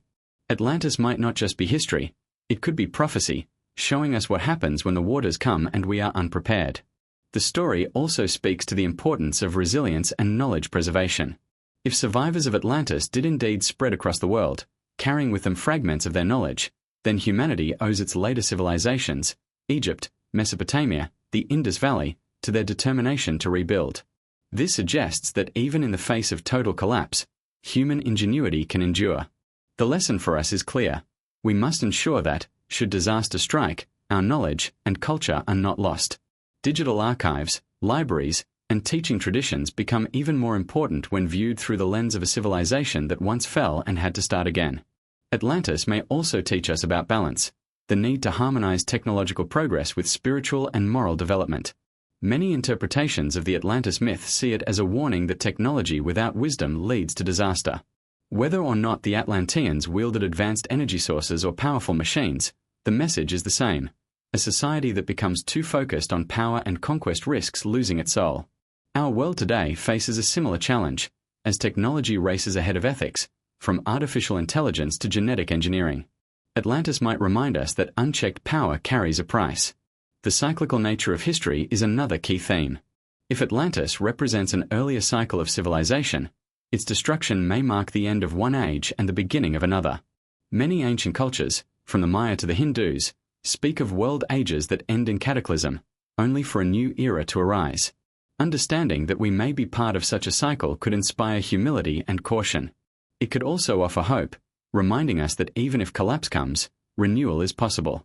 The rise of civilization after the Ice Age may not have been a beginning from zero but a rebirth, proof that humanity can recover and even surpass its former glory. There is also a political lesson. Plato's Atlantis was not a democracy but a powerful empire. Its fall could be read as a warning about the dangers of centralized power and unchecked imperial ambition. Modern empires, whether military, economic, or technological, might heed this warning carefully. History shows that every empire eventually falls. The question is whether it falls gracefully or in catastrophe. Atlantis might encourage nations to seek cooperation over conquest, to avoid repeating the cycle of rise, hubris, and collapse. Finally, the rediscovery of Atlantis would challenge us to confront our shared humanity. It would remind us that we are all part of the same story, descendants of survivors who weathered unimaginable trials. This could foster a sense of global unity, encouraging us to work together against modern threats like climate change, pandemics, and resource depletion. If an entire civilization could vanish beneath the waves, then our divisions seem small by comparison. Atlantis could become a symbol not just of loss but of potential, a rallying point for building a future worthy of our ancestors' memory. In this sense, the greatest gift Atlantis could offer might not be its artifacts or its secrets, but its warning. It could wake us up to the fragility of what we have built and the need to guard it carefully. It could inspire a new era of responsibility, an age of reflection, where we choose to steer away from the mistakes of the past. And if we take that lesson to heart, perhaps we will ensure that our cities do not one day lie at the bottom of the sea, waiting for some future civilization to rediscover them. In the next section, we will explore how the discovery of Atlantis could inspire future exploration of both our own planet and the stars, igniting a new age of discovery and curiosity driven by the realization that we are part of a much older, deeper cosmic story. The rediscovery of Atlantis would not just transform our understanding of the past, it could also propel us into a new era of exploration and innovation. Throughout history, great discoveries have ignited golden ages of curiosity. The unearthing of Troy spurred a century of archaeological research across the Mediterranean. The decoding of the Rosetta Stone opened the door to Egyptology. The discovery of Atlantis could do the same on a global scale, inspiring a generation to look beyond the horizon, dig deeper beneath the waves, and even reach for the stars. The first wave of inspiration would come in the form of renewed interest in the oceans. The vast majority of Earth's seafloor remains unexplored, and Atlantis would prove that what lies beneath is not just geological, it is historical. Governments, universities, and private organizations would likely invest heavily in oceanographic research, building new research vessels, developing better submersibles, and training a new generation of marine archaeologists. The quest to map and understand the oceans might finally receive the same urgency and funding as space exploration. Such efforts could lead to discoveries beyond Atlantis. Entire drowned coastlines, forgotten trade networks, and Ice Age settlements could be revealed, giving us a picture of a world that existed before the seas rose. This would fundamentally expand our knowledge of human migration, culture, and innovation. The oceans would no longer be seen as empty voids but as massive archives of history, holding the remnants of lost chapters of humanity. Atlantis might also spark a renaissance in the sciences. The multidisciplinary approach required to study a submerged civilization, combining archaeology, genetics, geology, climatology, and engineering, could inspire new collaborations and breakthroughs. Technologies developed for underwater excavation might find applications elsewhere, from offshore engineering to disaster recovery. The need to carefully document and preserve Atlantis could drive advances in 3D modeling, robotics, and remote sensing. The philosophical and cultural impact would be equally profound. The realization that we are not the first advanced civilization could inspire humanity to see itself as part of a much longer continuum. This might encourage a deeper sense of stewardship for our planet and our history. People may feel more compelled to protect fragile environments, knowing that past civilizations were undone by environmental shifts. Museums, schools, and media outlets would rush to create programs about Atlantis, sparking a global conversation about what it means to be human. There could even be implications for space exploration. If Atlantis represents a lost golden age of Earth, its rediscovery might inspire humanity to avoid repeating its mistakes and to expand its horizons beyond the planet. Just as the Apollo missions were partly motivated by a desire to push the limits of human achievement, The revelation of an advanced Ice Age civilization might drive us to ensure that our species survives any future catastrophes by becoming multiplanetary. In this sense, Atlantis could become a symbol not of loss but of aspiration, a reminder that great civilizations can fall but also rise again, higher than before. This renewed curiosity could extend to other ancient mysteries as well. Sites like Göbekli Tepe, Pumapunku, and Nan Madol might receive fresh scrutiny, re-examined in light of what we learn from Atlantis. Connections between distant cultures might be re-evaluated, and global timelines redrawn. The very framework of archaeology could shift from a regional focus to a more integrated, planetary perspective, one that considers humanity's story as a whole rather than as isolated fragments. The public would play a major role in this new age of discovery. With live-stream dives, virtual reality tours, and open-access databases, ordinary people could follow the excavation of Atlantis in real time. This democratization of discovery would inspire students, artists, and thinkers worldwide. Just as the images from Mars rovers have inspired millions, so too could the first clear views of Atlantis streets and temples. The result might be a surge in interest in science, history, and exploration, with young people motivated to pursue careers in these fields. The cultural impact would also manifest in art, music, and literature. Atlantis would become a symbol of mystery solved, of truth emerging from the depths. Writers would craft new epics, filmmakers would create sweeping historical dramas, and composers might write symphonies inspired by the rise and fall of the lost civilization. This artistic flourishing could mirror the way past discoveries, from Pompeii to Tutankhamun's tomb, fueled waves of creative expression.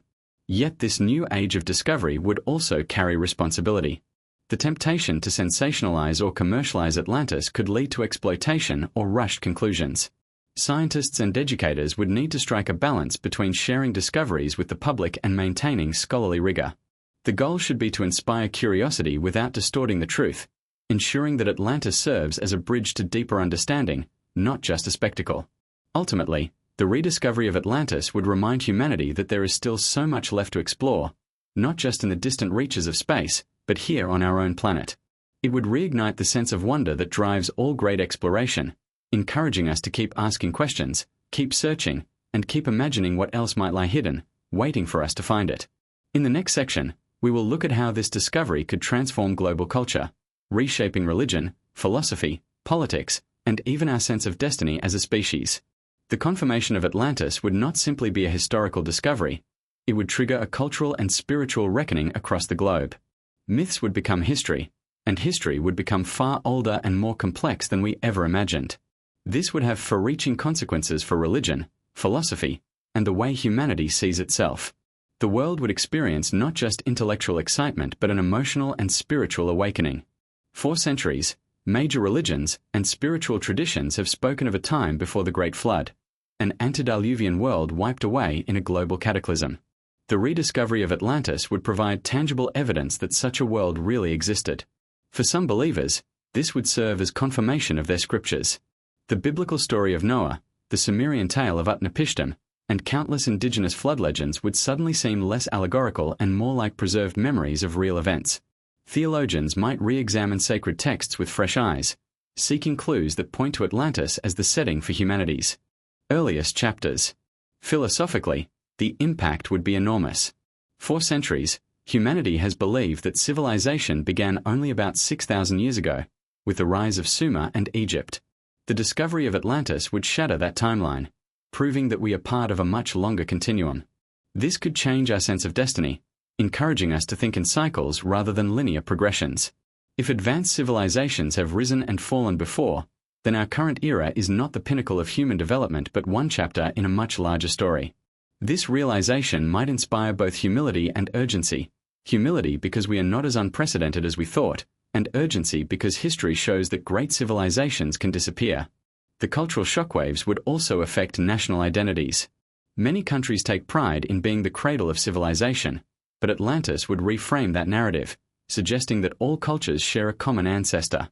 This could be a unifying force, reminding us that we are all heirs to the same forgotten past. On the other hand, it might challenge certain cultural narratives or nationalist claims about origins, leading to debate and perhaps even conflict over who gets to claim Atlantis as part of their heritage. The rediscovery could also inspire a revival of ancient wisdom traditions. Practices once dismissed as superstition, star lore, sacred geometry, ancient healing methods, might be re-evaluated in light of what is learned from Atlantean sites. If evidence shows that Atlantis had advanced understanding of astronomy, medicine, or energy, modern researchers would be eager to rediscover and perhaps replicate that knowledge. This could create a cultural movement that blends science with spirituality, seeking to harmonize technological progress with the deeper insights of the past. Artists, writers, and filmmakers would find in Atlantis a wellspring of inspiration. Epic novels, blockbuster films, and symphonies would attempt to capture the drama of its rise and fall. Museums would create massive exhibitions showcasing the finds, turning Atlantis into the centerpiece of a new cultural fascination. For years, the story of its rediscovery would dominate public consciousness, shaping art, music, and popular media worldwide. Atlantis would also become a symbol, a metaphor for resilience and for the fragility of human achievement. Activists might invoke it as a warning against environmental destruction, urging humanity not to repeat the mistakes of the past. Educators might use it as a tool to teach about climate change, sustainability, and the importance of preserving knowledge. Its image could be found on posters, murals, and monuments, reminding us daily of the civilization that came before us and the responsibility we bear to protect our own. The spiritual dimension might be the most profound of all. Many people today feel disconnected from the past, from nature, and from a sense of cosmic purpose. Atlantis could change that by reminding us that we are part of a grand, ancient story, that our struggles, our triumphs, and even our potential downfalls are part of a repeating pattern. This could inspire a collective shift toward deeper meaning, encouraging movements focused on consciousness, ethics, and the pursuit of wisdom rather than just technological progress. But cultural change is rarely smooth. The rediscovery of Atlantis could also create division. Some religious groups might reject the findings if they conflict with their interpretations of sacred texts. Conspiracy theorists might spread fear, claiming that hidden powers are suppressing the full truth of Atlantis technology or its warnings. Governments might even control or limit access to the information, sparking public mistrust and calls for transparency. The struggle over what Atlantis means could become a defining cultural debate of the century. In the end, though, the rediscovery would likely unite more than it divides. Humanity has always been drawn to shared myths, and Atlantis is, perhaps, the most universal of them all. Its confirmation would give us a common origin story, one that transcends borders, faiths, and ideologies. It would remind us that we have survived cataclysm before and that we can do so again, provided we learn from the past. In the next section, we will explore how this newfound unity and curiosity could influence global politics, alliances, and priorities, potentially ushering in a new era of cooperation driven by our shared connection to the ancient world. The discovery of Atlantis would not only reshape science and culture, it would shake the foundations of global politics. Few events in modern history could rival its impact on international relations. The confirmation of a lost Ice Age civilization would immediately raise questions of ownership, control, and stewardship. It would ignite both competition and cooperation among nations, as governments rush to claim a role in studying, protecting, and perhaps profiting from the ruins. This geopolitical earthquake could change the way nations interact for decades to come. The first political challenge would be jurisdiction. If Atlantis were located in international waters, it would fall under maritime law, a grey area that often leads to disputes over salvage rights and resource extraction. The United Nations, through UNESCO and the International Seabed Authority, would likely step in to declare the site a protected World Heritage Zone. This would prevent private corporations or treasure hunters from looting it, but it might also spark tension with nations that want priority access to its riches or prestige. If the ruins were found within a country's exclusive economic zone, EEZ, that nation would suddenly possess what could be the most valuable archaeological site on Earth. This would give it immense cultural and diplomatic leverage. The host nation might choose to control access, invite international teams, or even monetize exploration rights through tourism and media deals. Such decisions would be politically sensitive, as the world would demand transparency and equitable access to the site's findings. International cooperation could flourish under the right circumstances. Just as the International Space Station brought together former rivals for a shared mission, Atlantis could become a collaborative project involving scientists, engineers, and historians from across the globe. Joint expeditions could be organized under a neutral governing body, with findings published openly to benefit all of humanity. This could usher in a new era of scientific diplomacy, where nations compete less for dominance and more for the prestige of contributing to a historic breakthrough. But competition could be fierce as well. The potential for valuable artifacts, advanced technologies, or even unknown resources could tempt nations to act unilaterally. Military protection of the site might be required to prevent unauthorized access or sabotage. Rival countries might accuse one another of hoarding discoveries or withholding crucial data. In a worst-case scenario, geopolitical tensions could escalate into open confrontation over who controls Atlantis and what secrets it yields. The discovery would also have significant economic implications. Tourism to the region would likely skyrocket, boosting local economies but also creating security and environmental challenges. Salvage operations, even if carefully managed, could bring in billions in revenue from museum exhibits, documentaries, and licensing. Some might see Atlantis as a global asset that should be managed for the benefit of all, while others might argue that the host nation has sovereign rights to profit from it. Global priorities could shift as well. The rediscovery of a lost civilization might inspire governments to invest more in archaeology, oceanography, and historical research, seeing them as fields of strategic importance. New funding streams could flow into deep-sea technology, remote sensing, and genetic analysis. Education systems might place greater emphasis on history and anthropology, sparking a renaissance in the humanities as people seek to understand their newly extended past. The geopolitical ripple effects could even extend to global governance. Calls might grow for an international treaty on the protection of underwater cultural heritage, strengthening laws against looting and encouraging cooperation in future discoveries. Atlantis could become a model for how humanity handles shared resources, a test case for whether we can prioritize knowledge and preservation over profit and power. At the same time, the discovery could fuel nationalistic pride. Countries with cultural or geographical ties to Atlantis, whether real or claimed, might incorporate it into their national identity. Political leaders could use the rediscovery to inspire unity, invoking Atlantis as a symbol of ancient greatness. Others might use it as a rallying cry for sovereignty, insisting that outsiders keep their hands off what they consider their heritage. These competing narratives could create diplomatic friction even as they inspire cultural revival. Religious and ideological movements would also weigh in. Some might argue that Atlantis' fall was a moral warning and call for a global return to spiritual values. Others could frame it as proof of humanity's cyclical destiny, using it to justify particular philosophies or political agendas. The ruins could become a site of pilgrimage, attracting not only tourists but spiritual seekers, further complicating how it is managed. Media coverage would intensify these dynamics. Every artifact recovered, every inscription deciphered would make headlines. Governments would feel pressure to release findings quickly, lest they be accused of hiding information. Transparency would become a key diplomatic issue, with international watchdogs demanding open access to data and research results. Failure to meet these expectations could lead to public outcry and mistrust. In a more optimistic scenario, Atlantis could serve as a catalyst for global unity. Its rediscovery could remind humanity that we share a common past, that before there were nations, there were only people striving to survive and thrive together. Leaders might seize the opportunity to promote peace, cooperation, and environmental stewardship, framing Atlantis as both a cautionary tale and a symbol of hope. In this way, the lost city could become not just a site of ruins but a beacon for a new kind of politics. Whether Atlantis leads to conflict or cooperation will depend on the choices we make. Will we repeat the mistakes of the past, fighting over resources and power until everything collapses again? Or will we learn from history and approach this discovery as a chance to come together? The answer to that question may define the next century of human history.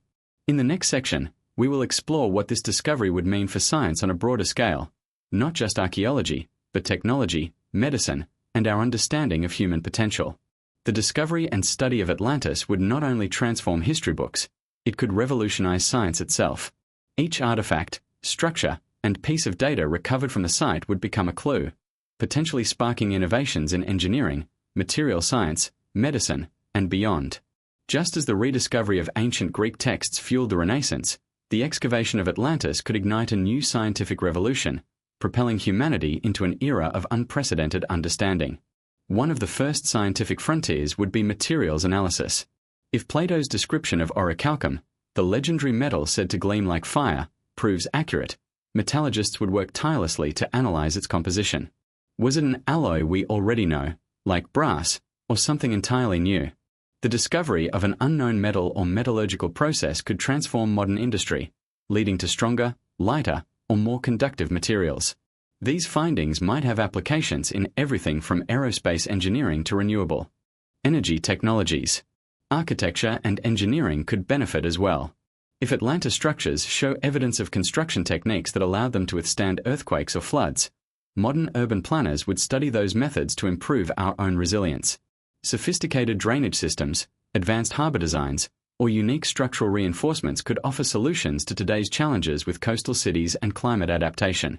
Engineers would be eager to replicate any techniques that allowed the Atlanteans to thrive in a maritime environment for centuries. Medical science could also see breakthroughs. If human remains are recovered in sufficient condition, researchers could analyze their DNA for clues about health, longevity, and disease resistance.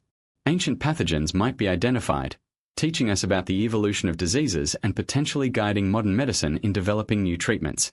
The diet, lifestyle, and physical condition of the Atlanteans could provide valuable data on how early humans maintain health, or what ailments plague them.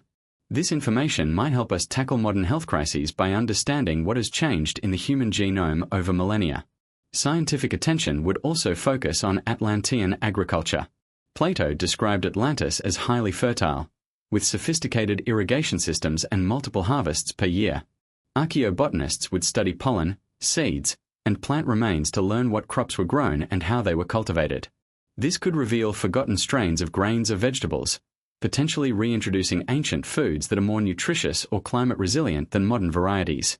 With global food security becoming a pressing issue, the agricultural practices of Atlantis might offer sustainable solutions for the future. Perhaps the most tantalizing possibility is that Atlantis might contain evidence of technologies we do not expect from an Ice Age civilization. The discovery of advanced tools, astronomical instruments, or even mechanical devices could rewrite our understanding of technological history. The Antikythera mechanism already proved that ancient people were capable of constructing complex geared devices thousands of years earlier than we thought possible. Imagine finding something like that but twice as old. Even a simple instrument for navigation or measuring time could be revolutionary in proving that maritime technology existed far earlier than recorded. Climatology and geology would benefit enormously from studying Atlantis. Sediment cores taken from around the site could reveal detailed records of climate change, sea level rise, and catastrophic events like tsunamis or volcanic eruptions. This would not only confirm the timeline of Atlantis' destruction but also provide a valuable dataset for understanding how Earth systems respond to rapid change. Such knowledge could improve climate models and help predict future scenarios as we face our own environmental crises. The study of Atlantis would also encourage technological innovation simply by necessity.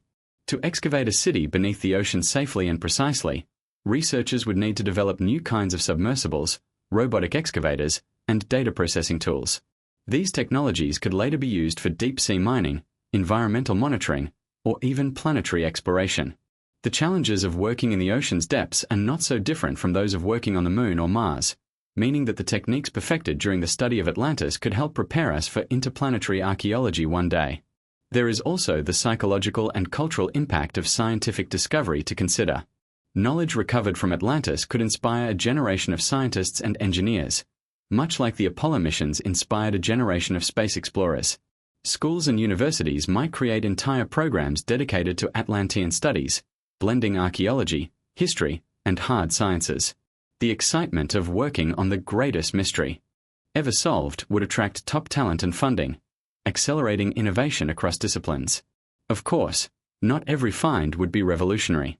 Some discoveries would simply confirm what we already know about ancient societies. But even these would be valuable, providing context and helping us build a more complete picture of human development. The real power of Atlantis lies in its potential to connect disparate threads of history and science, to show us that human knowledge has deep roots and that the quest to understand the world is as old as humanity itself. In the next section, we will turn to the human side of the story, the emotional and philosophical impact that such a discovery would have on individuals and societies, and how it might change the way we see ourselves and our place in the cosmos. The rediscovery of Atlantis would be more than an academic milestone or a scientific breakthrough. It would be an event with deep emotional resonance for billions of people. The idea that an advanced civilization thrived and was destroyed more than 12,000 years ago challenges not just what we know but how we feel about who we are. It would force humanity to confront questions about identity, destiny, and the very meaning of civilization. This reckoning would unfold in homes, classrooms, religious institutions, and political arenas, sparking reflection, debate, and perhaps even a collective awakening. At a personal level, the discovery would stir feelings of awe and wonder. People around the world would look at the images of Atlantis streets and temples and feel a strange connection, as though meeting long-lost ancestors. The ruins would remind us that we are not the first to build, dream, and aspire to greatness. This could instill a sense of humility, a recognition that our achievements, impressive as they are, rest on a much deeper foundation than we ever realized. It might also inspire pride, as humanity discovers that its story is older and grander than we imagined. But there would also be grief. To see a city that once teemed with life now lying in silence on the ocean floor would be to confront the reality of impermanence. The knowledge that an entire civilization, with its art, music, love stories, and struggles, vanished almost overnight would be sobering. Some might feel a sense of mourning, as if a piece of our collective soul has been missing for thousands of years and has only now been found. This grief could serve as a catalyst for reflection, encouraging us to consider what we are leaving behind for future generations. Philosophically, Atlantis would force us to reconsider the linear narrative of progress that dominates modern thought. The common belief that humanity has been on an unbroken upward climb from primitive cave dwellers to modern technological society would be shattered. Instead, we would see history as cyclical. Civilizations rise, flourish, and fall, sometimes leaving little trace. This realization could inspire both caution and resilience. Caution because it reminds us that we are not immune to collapse, and resilience because it proves that we can rebuild and thrive even after catastrophe. Existential questions would emerge as well. If Atlantis was destroyed by natural forces, comet impacts, earthquakes, or rising seas, then it would underscore humanity's vulnerability to cosmic and planetary events. This could create a renewed sense of urgency to protect our world, monitor threats from space, and develop contingency plans for global disasters. If, on the other hand, Atlantis fell due to internal corruption or hubris, it would force us to look inward and ask whether we are repeating their mistakes. Are we also building a civilization destined to destroy itself through greed, conflict, or ecological collapse? Religious and spiritual movements would grapple with the implications. Some faiths might see Atlantis as confirmation of their teachings about pre-flood worlds and divine judgment. Others might struggle with integrating a newly discovered civilization into their cosmology. New spiritual movements might even emerge, focused on reviving Atlantean wisdom or interpreting its rediscovery as a sign of a new age. For many, Atlantis could become a symbol of renewal, proof that after destruction comes rebirth, and that humanity can rise again stronger than before. Psychologically, the discovery could have a unifying effect. People might feel a shared kinship, knowing that we are all descendants of survivors of an ancient catastrophe. This could foster a sense of global identity, breaking down barriers of race, nation, and creed. If Atlantis was truly a maritime empire connecting continents, then its rediscovery would remind us that humanity has been interconnected for far longer than we thought. This realization might inspire greater cooperation in tackling shared challenges such as climate change, poverty, and conflict. At the same time, Atlantis could challenge humanity's sense of exceptionalism. The notion that we are the first and only advanced civilization might be replaced with the possibility that others came before, and that we, too, could someday be forgotten. This could create an existential crisis for some, but for others, it might be liberating, showing that we are part of a vast, repeating pattern in which creation and destruction are natural phases of existence. The arts and humanities would likely flourish in response. Writers, filmmakers, and philosophers would explore themes of memory, loss, and renewal, weaving Atlantis into the collective imagination as a symbol of both tragedy and hope. Universities might create entire disciplines devoted to Atlantean studies, not just to understand the lost civilization but to explore its lessons for our future. Public discourse might become richer, more reflective, as people debate how to avoid repeating the cycle of hubris and collapse. Children growing up in a post-Atlantis discovery world would have a different view of history. They would learn not just about Mesopotamia, Egypt, and China, but about a civilization that predates them all, a civilization that fell, leaving behind a warning. This could cultivate a deeper sense of stewardship, encouraging them to protect what humanity has built so it does not share the same fate. Ultimately, the rediscovery of Atlantis would confront humanity with its own mortality. Civilizations, like individuals, are not immortal.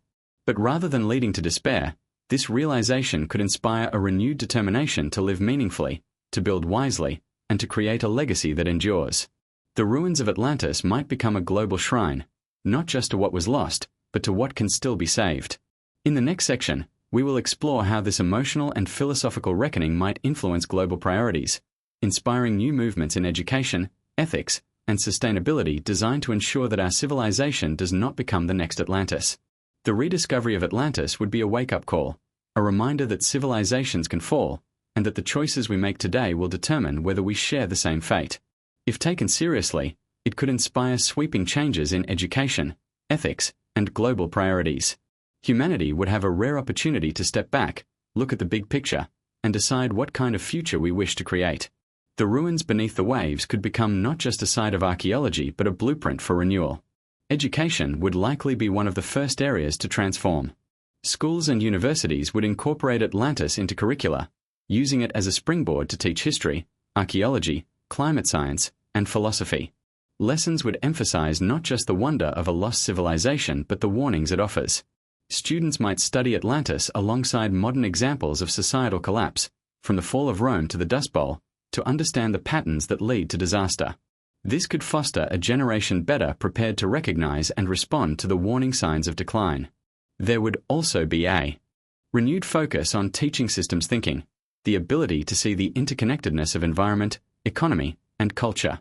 If Atlantis fell because it ignored the balance between these forces, then our goal would be to ensure that future leaders understand the importance of harmony. Courses on sustainability, resilience, and ethics could become central pillars of education, preparing young people to steward the planet responsibly. The story of Atlantis would no longer be a myth but a case study in what happens when society loses its way. Ethics would undergo a renaissance as well. Philosophers, theologians, and scientists would gather to interpret the moral lessons of Atlantis' rise and fall. Was its destruction purely natural, or was it partly self-inflicted? If it perished through hubris and overreach, then it serves as a timeless warning about the misuse of power. This could inspire global dialogues on technology ethics, governance, and the limits of human ambition. Issues like artificial intelligence, genetic engineering, and climate manipulation would be debated through the lens of what happened to the last great civilization. In politics, the rediscovery could drive international cooperation. If Atlantis is seen as part of humanity's shared heritage, nations might be more inclined to work together on preserving it and learning from it. This spirit of collaboration could spill over into other global challenges, from climate change to space exploration. The idea that we are all heirs to the same forgotten past might weaken divisions and inspire a sense of planetary citizenship. Cultural priorities could shift toward preservation rather than exploitation. The ruins of Atlantis would remind us that material wealth and technological achievement mean little if they cannot survive catastrophe. This could inspire movements to protect endangered languages, traditions, and ecosystems, ensuring that our own cultural legacy is not lost to future generations. Museums, libraries, and archives might receive renewed funding as humanity strives to safeguard its knowledge. Economically, the discovery might encourage investment in resilience infrastructure. If Atlantis was swallowed by the sea, then coastal cities today might take its fate as a warning and accelerate efforts to adapt to rising sea levels. Governments could prioritize flood defenses, renewable energy, and disaster preparedness, knowing that ignoring these threats could lead to history repeating itself. The ruins beneath the ocean could become powerful symbols in climate campaigns, reminding us of what is at stake. The rediscovery could also shift humanity's collective mindset from short-term thinking to long-term planning. If we now know that civilizations have existed and perished over spans of tens of thousands of years, then our own era becomes part of a much larger story. This might inspire policymakers to think beyond election cycles and business leaders to think beyond quarterly profits. Planning for centuries, even millennia, could become part of the conversation as we work to ensure that our achievements endure. Spiritually, Atlantis could inspire a revival of the search for wisdom. People might turn to philosophy, religion, or new spiritual movements seeking to integrate the lessons of the past. Ceremonies or memorials might be created to honor those who lived and died in Atlantis, reminding us that they were real people, not just figures in a story. The city could become a pilgrimage site for seekers of meaning, much like Mecca, Jerusalem, or the Giza Plateau are today. Art and literature would play a key role in this cultural renewal. Poets might write elegies to Atlantis, musicians might compose symphonies inspired by its fall, and filmmakers could create sweeping epics exploring its history and lessons. These works would help process the emotions stirred by its rediscovery, turning grief into resolve and curiosity into action. Ultimately, The greatest transformation might occur in the collective imagination. Atlantis would become more than just a lost city. It would become a symbol of what humanity could achieve if it learns from its mistakes. It could inspire a vision of a future civilization that is wiser, more compassionate, and more sustainable than any that came before. The ruins would whisper to us across the ages, saying, "Do better this time." In the next section, we will move toward the dramatic conclusion, reflecting on the journey from myth to discovery, from curiosity to understanding, and leaving viewers with a sense of awe, urgency, and hope for the future. And so, we come full circle. What began as a single line in Plato's dialogues, a mysterious tale of a lost island swallowed by the sea, has led us on a journey across continents, across oceans, and deep into the human psyche. Atlantis, whether myth or memory, has never stopped calling to us. Its story has haunted our dreams, inspired our legends, and driven generations to search for answers beneath the waves. Now, as we stand on the edge of confirming its reality, we must ask, what does this discovery mean for us, here, now, in the 21st century? The ruins of Atlantis, lying silent on the seafloor, are not just remnants of stone. They are a mirror. In those concentric rings of canals, those shattered temples and buried harbors, we may see the reflection of ourselves. We see our own cities, our own ambitions, our own triumphs, and perhaps our own vulnerability. Atlantis is a reminder that even the mightiest civilization can be brought low, not over centuries, but in the blink of an eye. Its story is not just about them. It is about us. Plato said that Atlantis fell because it grew arrogant, seeking to dominate the world and forgetting the divine laws that had once guided it. Whether or not we accept this as literal truth, the metaphor is potent. Humanity today wields power that would have seemed godlike to our ancestors. We can split the atom, alter the genome, and communicate across the globe instantly. Yet with that power comes peril. The lesson of Atlantis is that unchecked ambition, hubris, and disconnection from nature can lead to catastrophe. The fall of Atlantis is a warning, and perhaps a prophecy. But Atlantis is not just a story of destruction. It is a story of resilience. If, as so many researchers suggest, its survivors scattered across the world, they did not simply vanish into the dark. They rebuilt. They taught. They carried the torch of knowledge through the long night of prehistory until it flared again in Egypt, Mesopotamia, and beyond.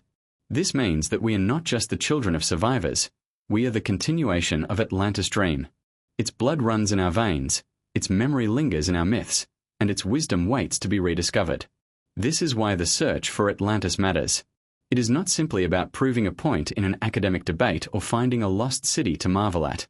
It is about reconnecting with the deepest roots of human civilization. To find Atlantis would be to reclaim a part of ourselves that has been missing for thousands of years. It would expand our timeline, deepen our understanding of who we are, and remind us that we are capable of greatness far beyond what we imagine. Imagine, for a moment, the day when the first clear images of Atlantis are released to the world. We see stone streets, collapsed columns, and the faint outline of a grand temple at the city's heart.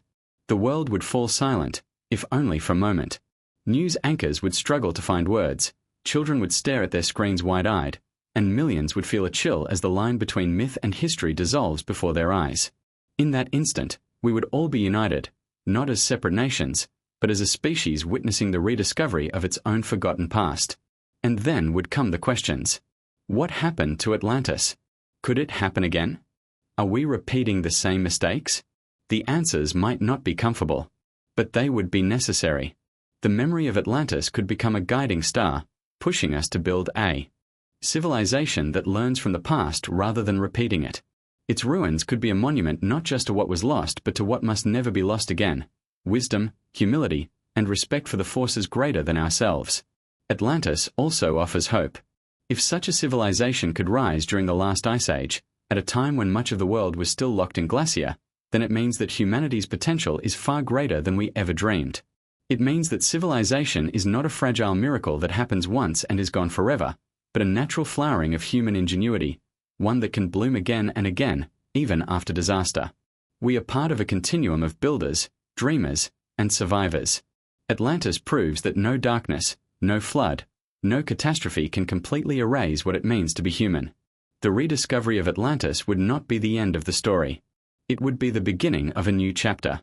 Scientists would spend decades excavating, studying, and interpreting the site. Philosophers and spiritual leaders would debate its meaning. Artists would immortalize its beauty and tragedy. And ordinary people would be inspired to look deeper, into history, into the ocean, and into themselves.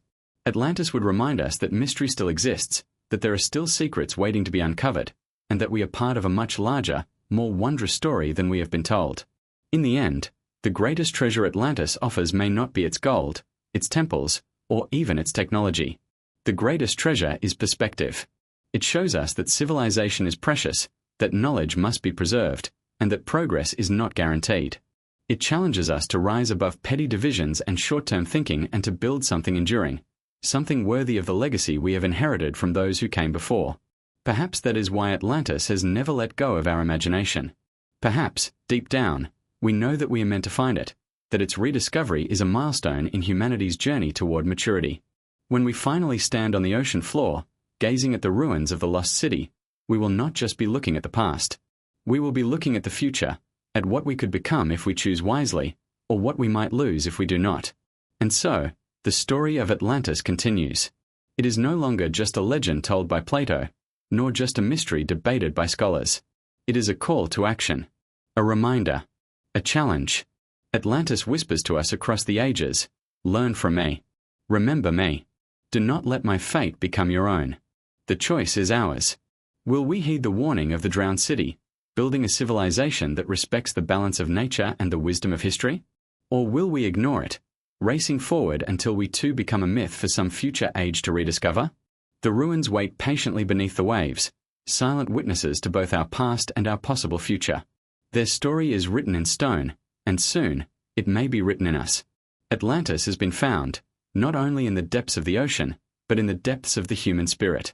Its eternal echo reminds us that the search is never truly over, because the real discovery is not just where Atlantis was, but who we are and who we choose to become.